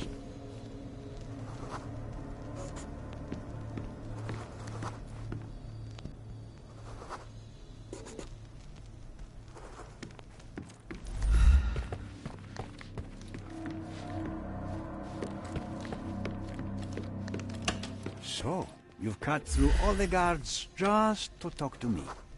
Then come here, and we shall talk.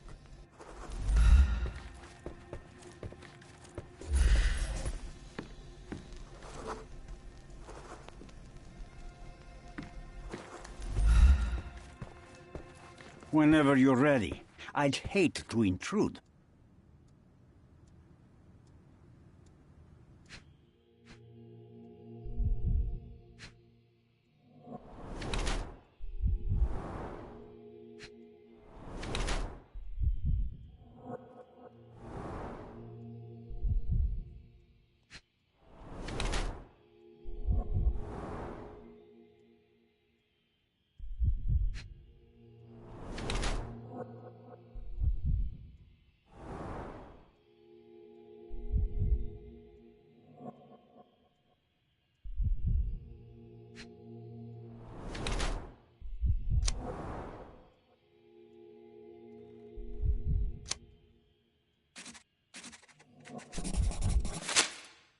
Bad news. The thug you sent to the refugee camp only succeeded in stabbing himself. His next and final journey will be to the morgue. Hold your horses. Who the hell are you? Sherlock Holmes. And you are Niccolo Bernadotti, a smuggler, kidnapper, and notorious cutthroat, among other things. Few men would dare waltz into my office and address me like that. You are either overconfident or unintelligent. This is private property. Give me one reason why I should not shoot you on the spot. I am sure my friends at the station would call it self-defense. Mr. Bernadotti, do you know the name Boniface Mercurio? I do not. Mercurio was a local artist. Recently, a man broke into his apartment, ransacked the place, and killed him. The thief was looking for something. You are testing my patience, boy. In a moment, the connection will reveal itself. As I said, your man was found dead in the refugee camp. He was there to kidnap a woman, but the other refugees intervened to try and save her. The ensuing scuffle resulted in the man's accidental suicide. He sported the same tattoo as your men in this building. In fact, it also bears a resemblance to the one on your neck. Care to explain what business your man had with this woman? You have no idea what you are talking about. I can assure you this was no kidnapping. The refugees in the camp are on edge. What happened there is a tragic accident, one I am not responsible for. For what reason was your man there if not to abduct her? Why would I answer? You are yet to justify your presence in the slightest.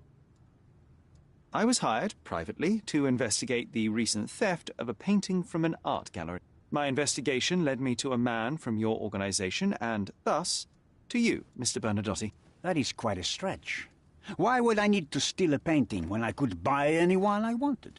Interestingly enough, I spotted the stolen painting in your storeroom.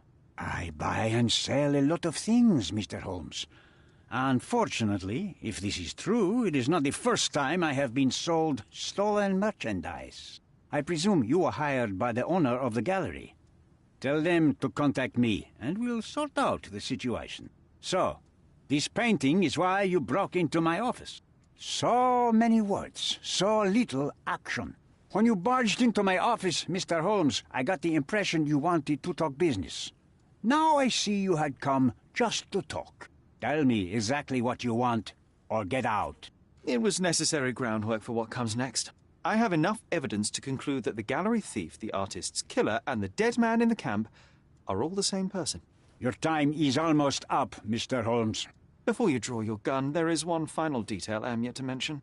The young woman your man was tasked to collect from the refugee camp had been defiled at a perverse masquerade party. That violation was captured in a photograph by Boniface Mercurio and used as a reference for his painting. The photo shows the attacker's face. Finally. That's why you're here, Mr. Holmes. You have the photograph.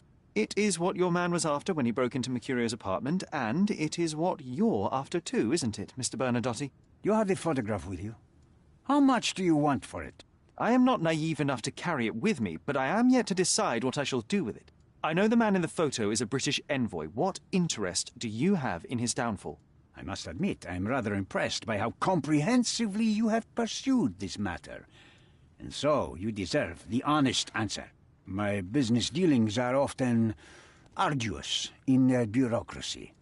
A man in his position, willing to look the other way, could ease my work significantly. In return, I will make sure no one looks his way either. A favor for a favor. Also known as blackmail, the modus operandi of any true professional. It was not originally my idea. Mercurio set things in motion, extorting the envoy for the most trivial of ends. Money. In response, the envoy hired my man to retrieve the painting and the photograph, eliminating Mercurio's leverage. I only learned the whole story after the artist was killed in his home. And rather than extricate yourself, instead you took over Mercurio's venture. It fell into my lap. As a businessman, I simply seized the opportunity. Now, how much do you want for the image?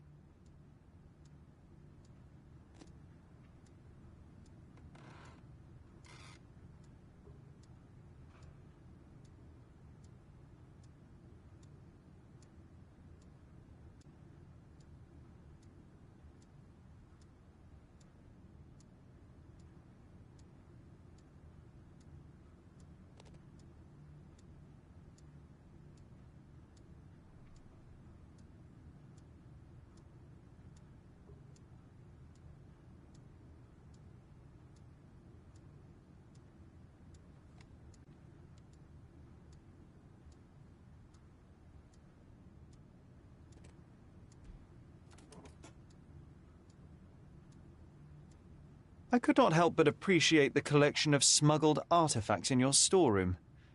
You have rather diversified your business. Oh, high and mighty of you, Mr. Holmes. Not all smuggling is immoral. I pay generous rates to developing cultures and spread their culture to eager buyers. And furthermore, I supply many immigrants with a taste of home. A very convenient way of thinking. I have traveled widely, Mr. Holmes. I've seen people in far-flung lands for whom my services are a lifeline. Without them, they would starve. The tax on cargo is often so absurd that it would be more profitable to simply sink your ship than dock it in the harbor. And trust me, I am speaking from experience. Why did you send your man to remove the woman from the camp? Without a photograph, her testimony was the next best thing. Securing her was in everyone's interest. Victims and witnesses all too often disappear. I thought the girl was safer with us. I did not anticipate what would happen at the camp. I saw refugees from the camp at your warehouse. They work for you. I have made certain arrangements with City Hall and the police. Thanks to me, refugees can work and be paid. It's a pathway to freedom. And how much do you save by capitalizing on their cheap labor? I have heard no complaints. They seem happy just to get out of that slum. Why should I give you the photograph? Just name your price. What if my price were not money? You claim to have connections, Mr. Bernadotte. Perhaps you could improve conditions for the refugees. Give them a chance for a better life. Ha! I do have connections, Mr. Holmes, but help the whole camp? You are asking too much. I could, however, make arrangements for one person. The woman who was violated will have her own home outside the camp, solely for her and her child. She will no longer be a refugee, but a princess. That I can guarantee. Is that really possible? It will be neither fast nor easy, but I can do it. She deserves it, don't you agree? And as for her abuser, he will serve me, as much as he deserves. So, in your plan, everybody will be given their due. Especially you, Mr. Bernadotte. Seems like a fair deal, no? I doubt anyone could offer you better. Simply give me the photograph, and the world becomes a better place. I give you my word. I am positive our deal will benefit everyone.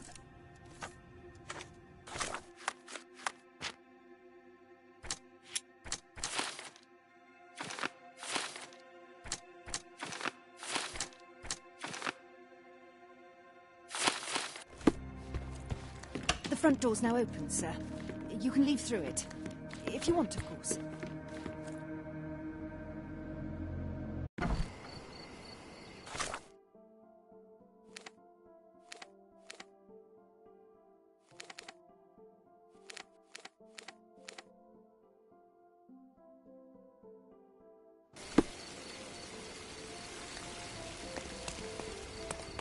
Guests of Cordona, the treasures await you.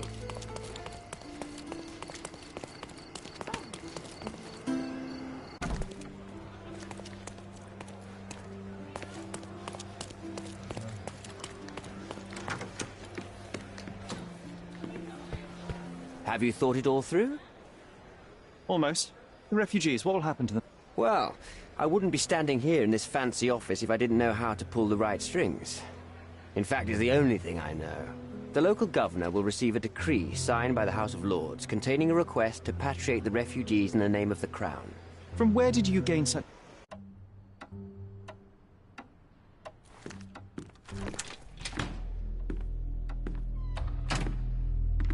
Mr. Holmes, you've returned. Have you uncovered anything new about the theft?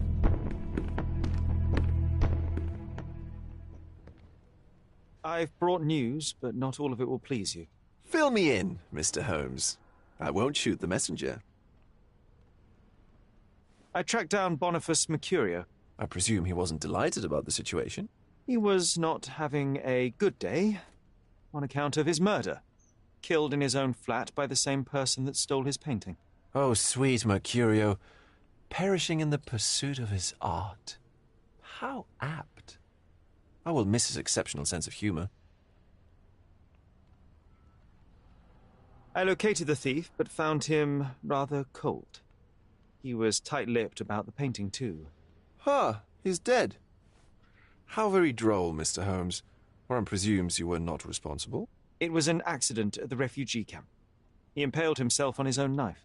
Life is nothing if not cruel and capricious. What about the stolen painting? Have you located it? I found the painting, but I could not retrieve it. Well then, where is it? In Bernadotti's office. Bernadotti? That shady businessman? Why would he steal it from me? I'm afraid you'll have to ask him yourself. I take it you found something more then. What happened to your crusade of truth? Was it not that important, after all? No truth will satisfy you, Mr. Vogel. It was not an attack, Mr. Holmes. If you've chosen not to tell me, I respect your intention. But it is just rather boring, isn't it? It is what it is. Well, now that we've resolved all of our outstanding matters, I have a gift for you. I took the liberty of having it delivered to Stonewood Manor. I am told it belonged to your mother. And what exactly have you sent me? Frankly, I'm not sure how to answer that. I trust you'll know. Previously, you mentioned there may have been more to my mother's passing than consumption. It appears you were right. Oh, dear. I'd hoped to be wrong. She was unstable, mentally unwell. She required sustained, specialized treatment, but her madness persisted. I knew that Violet had disappeared from the public eye, but had no idea of her suffering. I cannot imagine what you're feeling. I'm fine. Thank you, Mr. Vogel. I am curious to see what you have procured.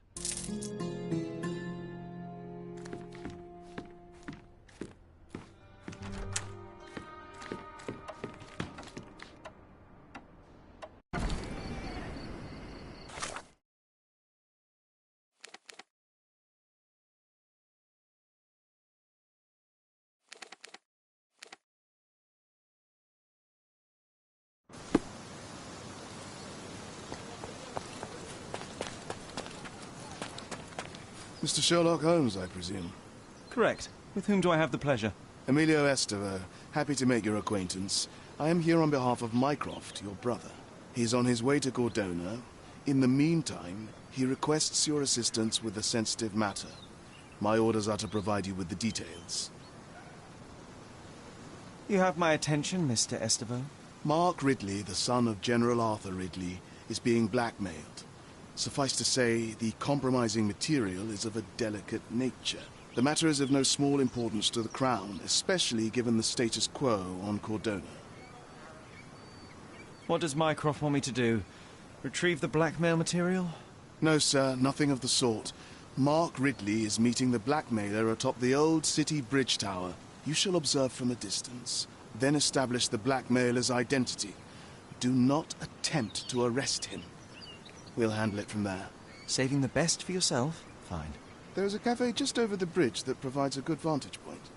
Please report to me when you are done.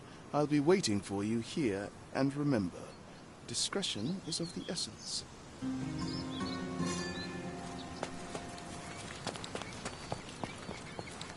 Just look at this thing. It's huge.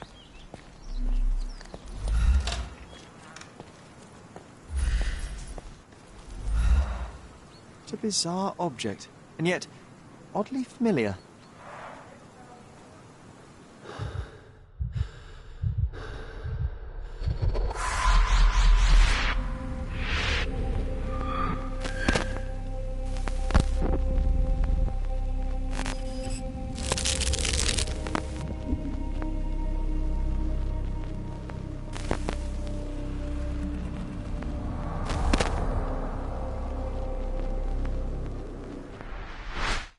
Did you just remember something?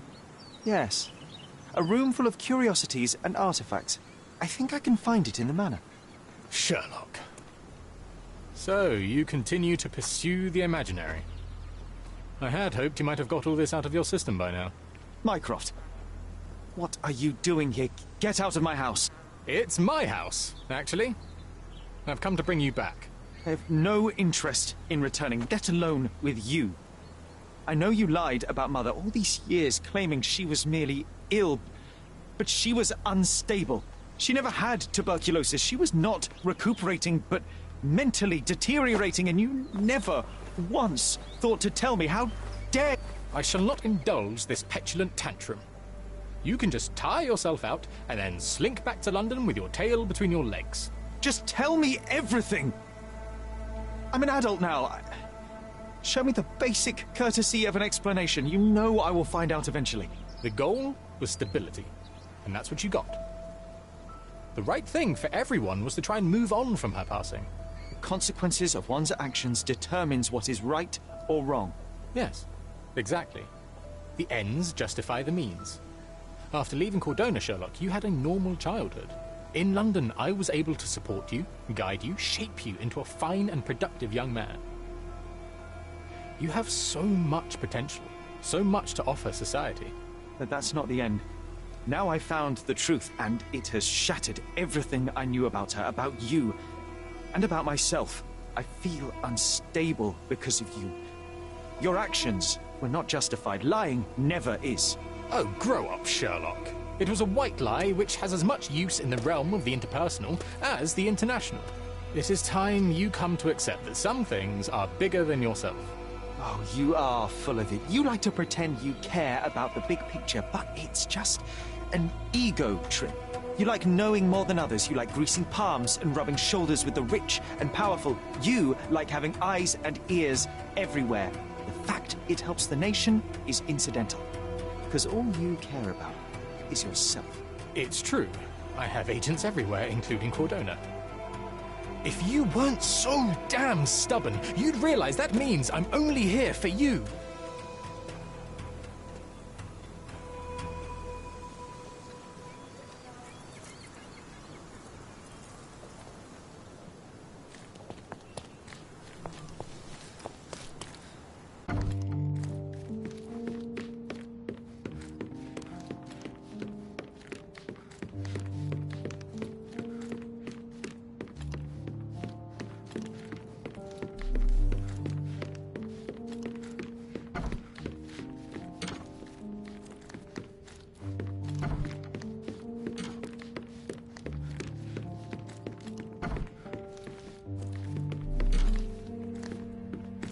Straps on the bed. Just doesn't look right.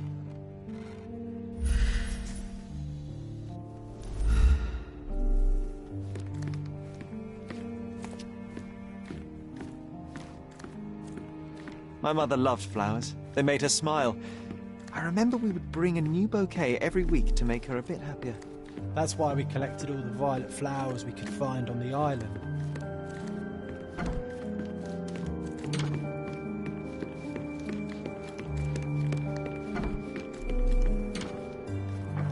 This time I was first to pick beds. This one's mine now.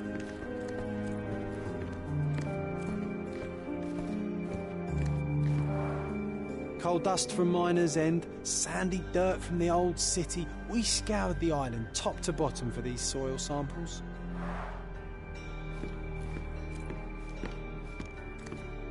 Need to repeat this one day, but with bullets.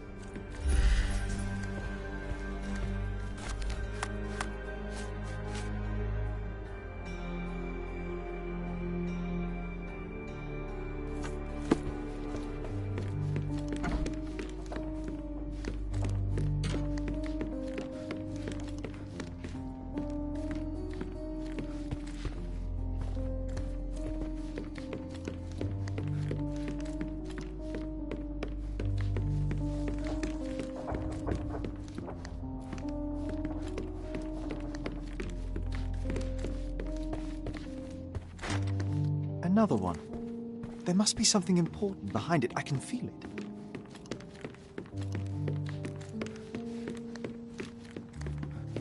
Another one. There must be something important behind it. I can feel it.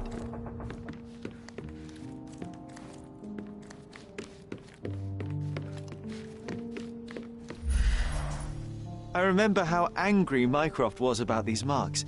He called it a frivolous, childish endeavour.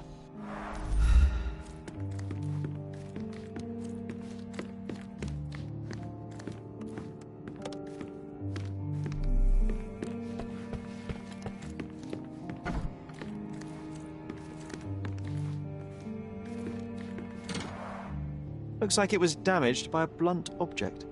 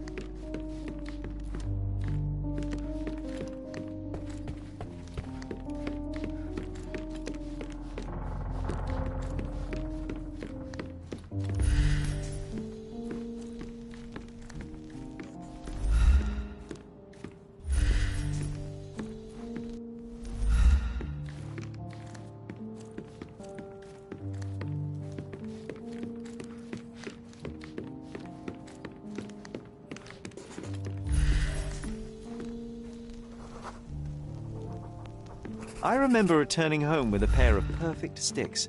We wanted to turn them into training swords. Oh, that's right. We stood there, frozen, staring at something huge in the main hall.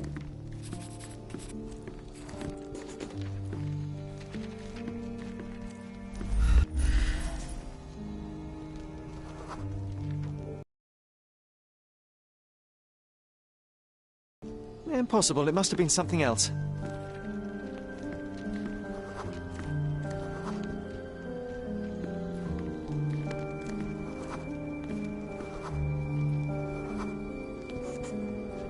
Oh, of course, that mortifying hoax presently taking up space in our front yard. Well, fine. Your memory's better than mine. But I'm sure we started examining it immediately. And someone else was around, too.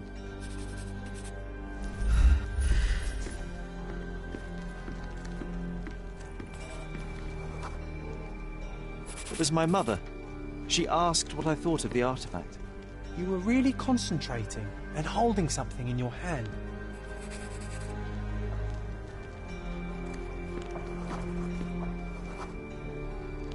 I inspected it with a magnifying glass and was able to confirm it was made of 2 different skeletons. The mermaid was a fake. And so it was time to smash the thing. Your mother took a hammer and... Slow down, John. That's not how it happened. I remember other people joined us.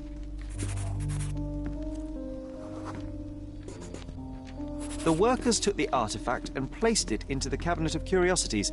It became part of Mother's collection of fakes. She always said that the truth lies in the details. This mermaid helped me to learn that.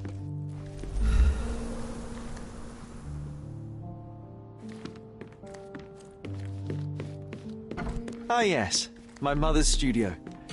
She was an authenticator, and this was her Cabinet of Curiosities. I never saw the point. What does it matter if some artifact Clearly, it was deliberately torn. It still exists. I wonder why someone would do that.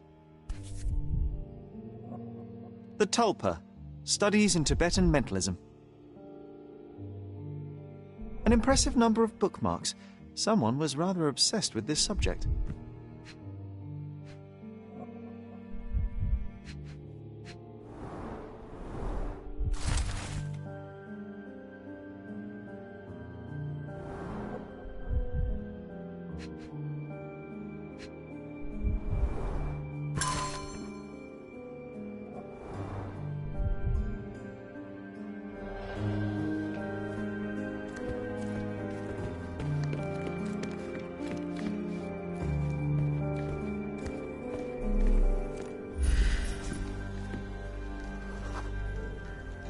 I remember this cozy blanket. It was perfect for... Wigwam! Oh, that was a joy to build them. Imagining ourselves as wayfarers on the other side of the world.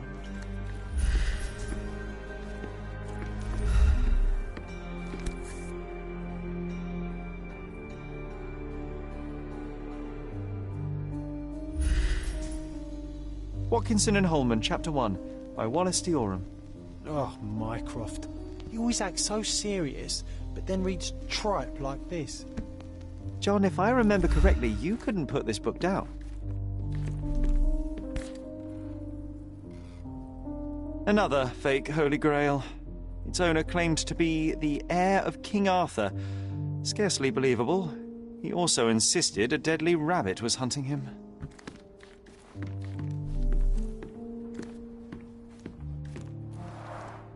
Mother said this was among the hunting trophies of a Scottish Viscount. So he tried to persuade everyone that his forest was inhabited by these beasts. It would have been thrilling. One of the most ridiculous fakes I ever saw. Its owner insisted it was a polar bear. He thought the white paint on the brown fur wasn't noticeable. It's a pity how many amazing things are missing from this room. So many calling cards. Mycroft liked to keep useful people at hand.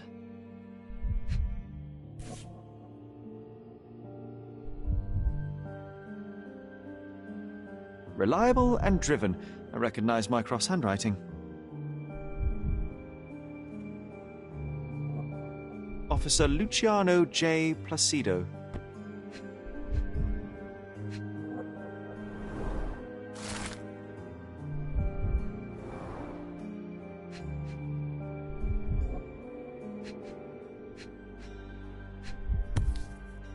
Carefully opened.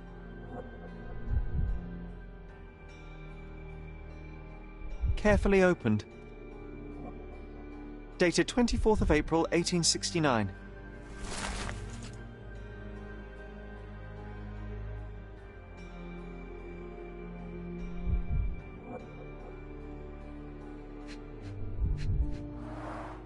This drawer was always closed. Only Mycroft knew how to open it. I remember we tried to break it open and spy on him, but alas, had no success. Maybe today's the day. Oh, Sherry.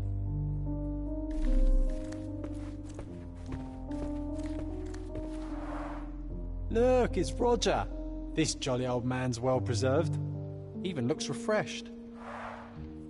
I doubt he drew much interest at the auction. That's for the best. I'd be upset if he fell into the wrong hands.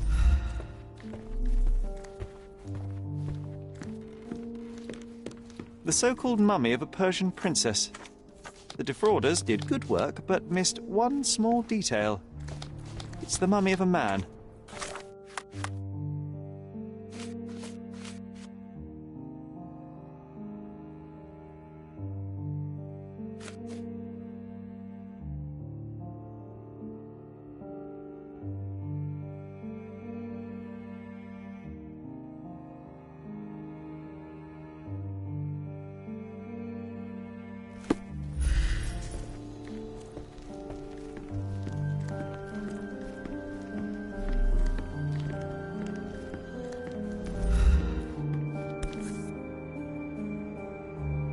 (1852), Bingley, West Yorkshire. This photo caused a lot of fuss. My mother spent some time to prove it was a fake. Oh, I remember these. We used them to spar together until Mycroft found out and forbade us from using real weapons.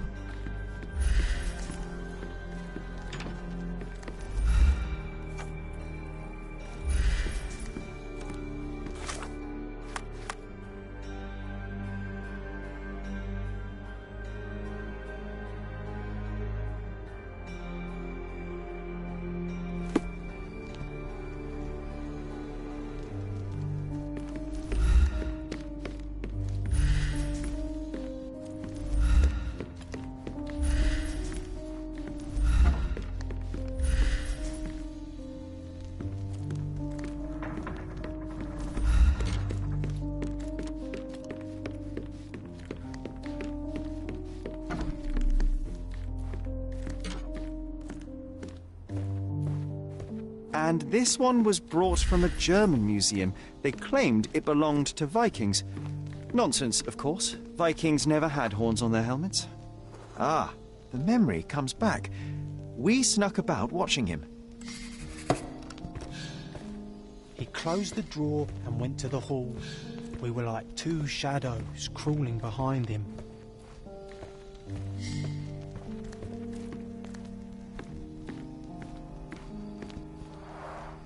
One of the most ridiculous fakes I ever saw. Its owner insisted it was a polar bear. He thought the white paint on the brown fur wasn't noticeable.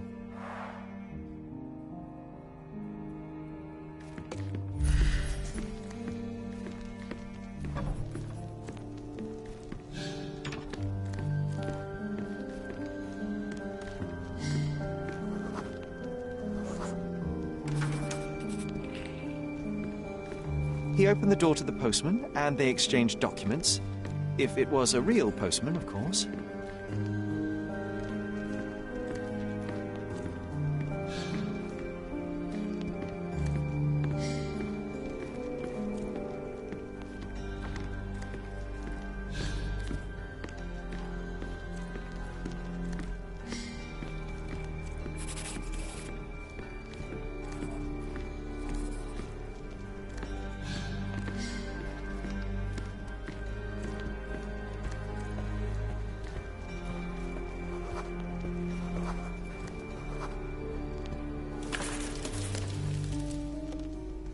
Then he threw some logs into the fire and sat in his armchair to read.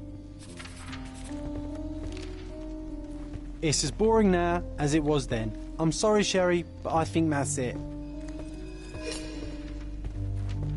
Wait, John, we never use the fireplace in the mornings. What if...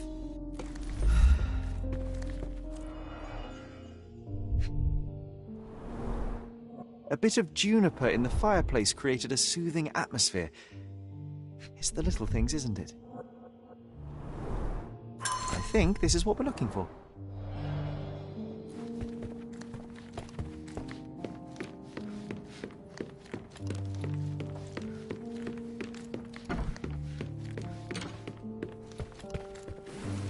We made it. So what's there? Gifted by Queen Victoria herself. Single malt whiskey, Mycroft's favourite.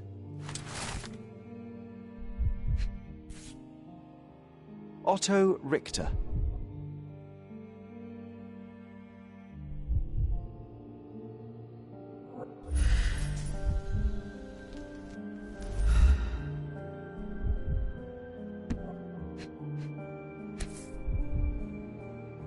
Otto... This one is rather thick. Mycroft can be truly dogged in his research.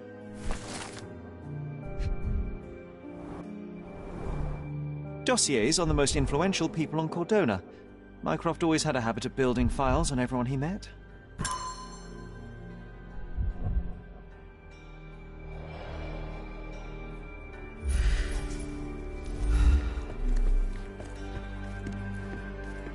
An archaeological find should be here. It's far better than beneath the old city walls. The full-plate armour of Sir Robert Saunford. I was told my father won it in a wager. Armour is armour, but look at his sword. Oh, how badly I wanted to wield the blade. Maybe you take it instead of your pistol. I'm starting to remember something.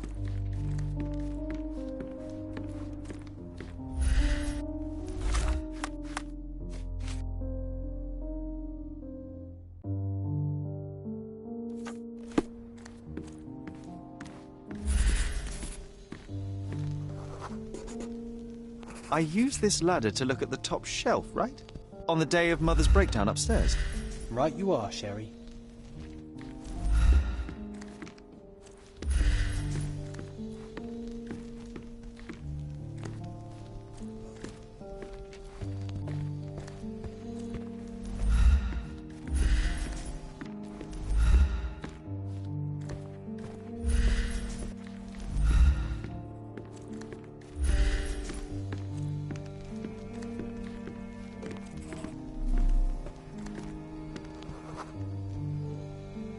We heard a noise.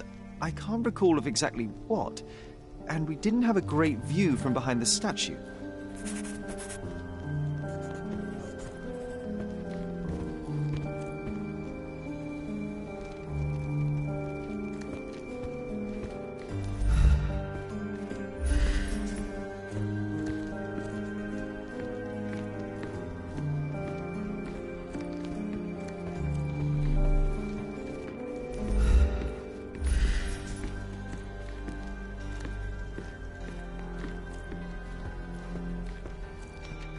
When you're finished here, can we build a wigwam from the blankets? Like in the good old days?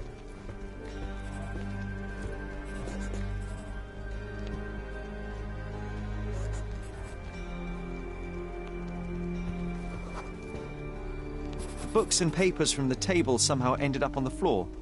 Now it's coming to the surface. I feel it.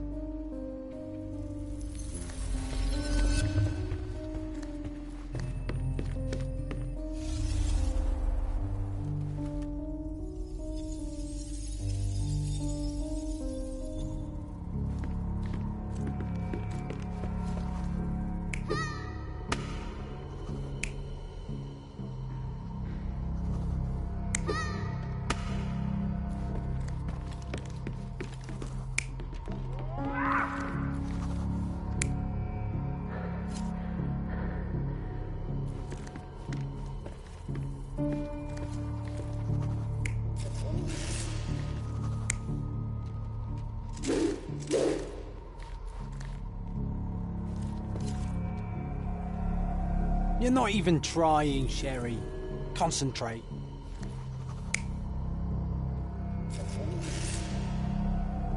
You're not even trying, Sherry.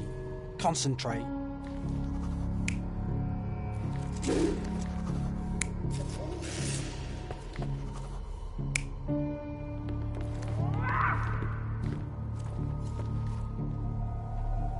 You're not even trying, Sherry. Concentrate.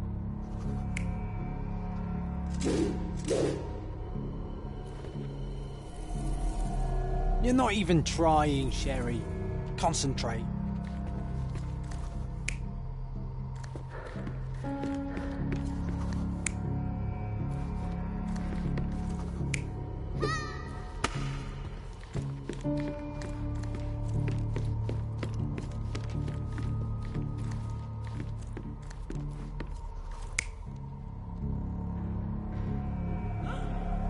You're not even trying, Sherry.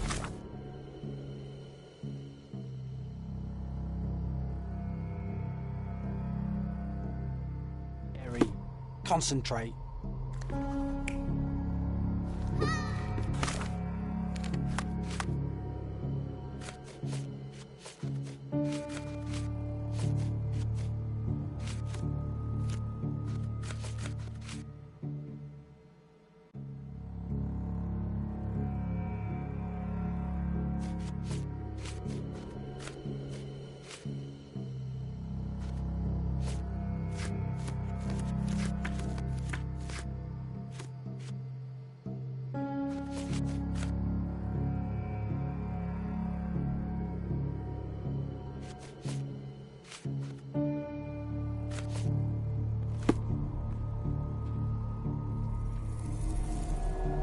You're not even trying.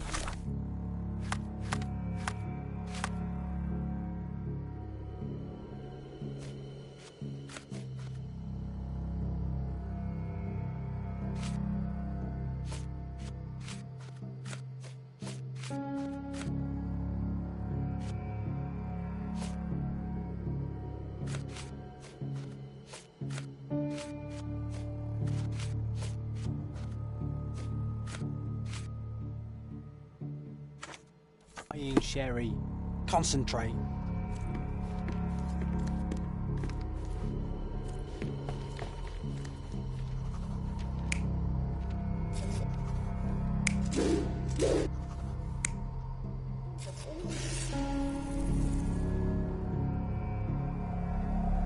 You're not even trying, Sherry. Concentrate.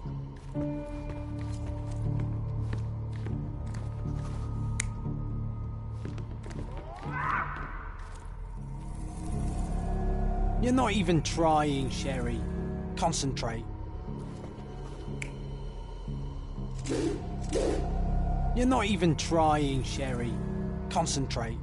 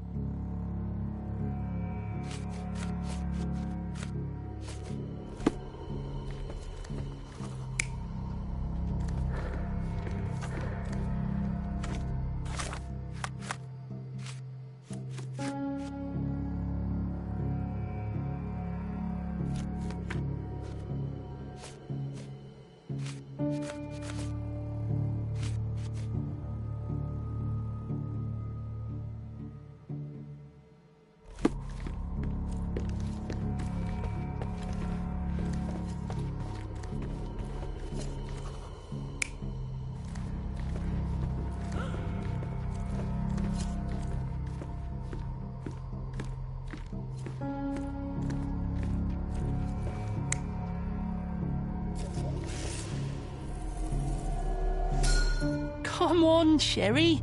Let's go outside. Wait. Did you hear that? Come here, Sherry. You call this progress? Charlatan, amateur. I'm not letting you anywhere near my mother again. So there was a quarrel between you.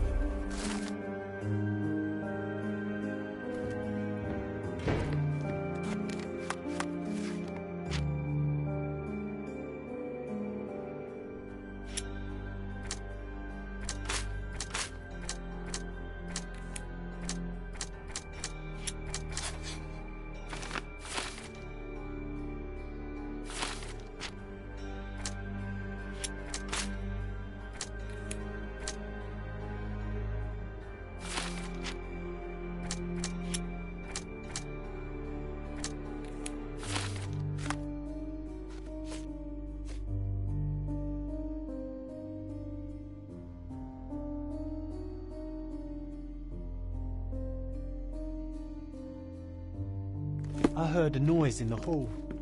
Let's check it out.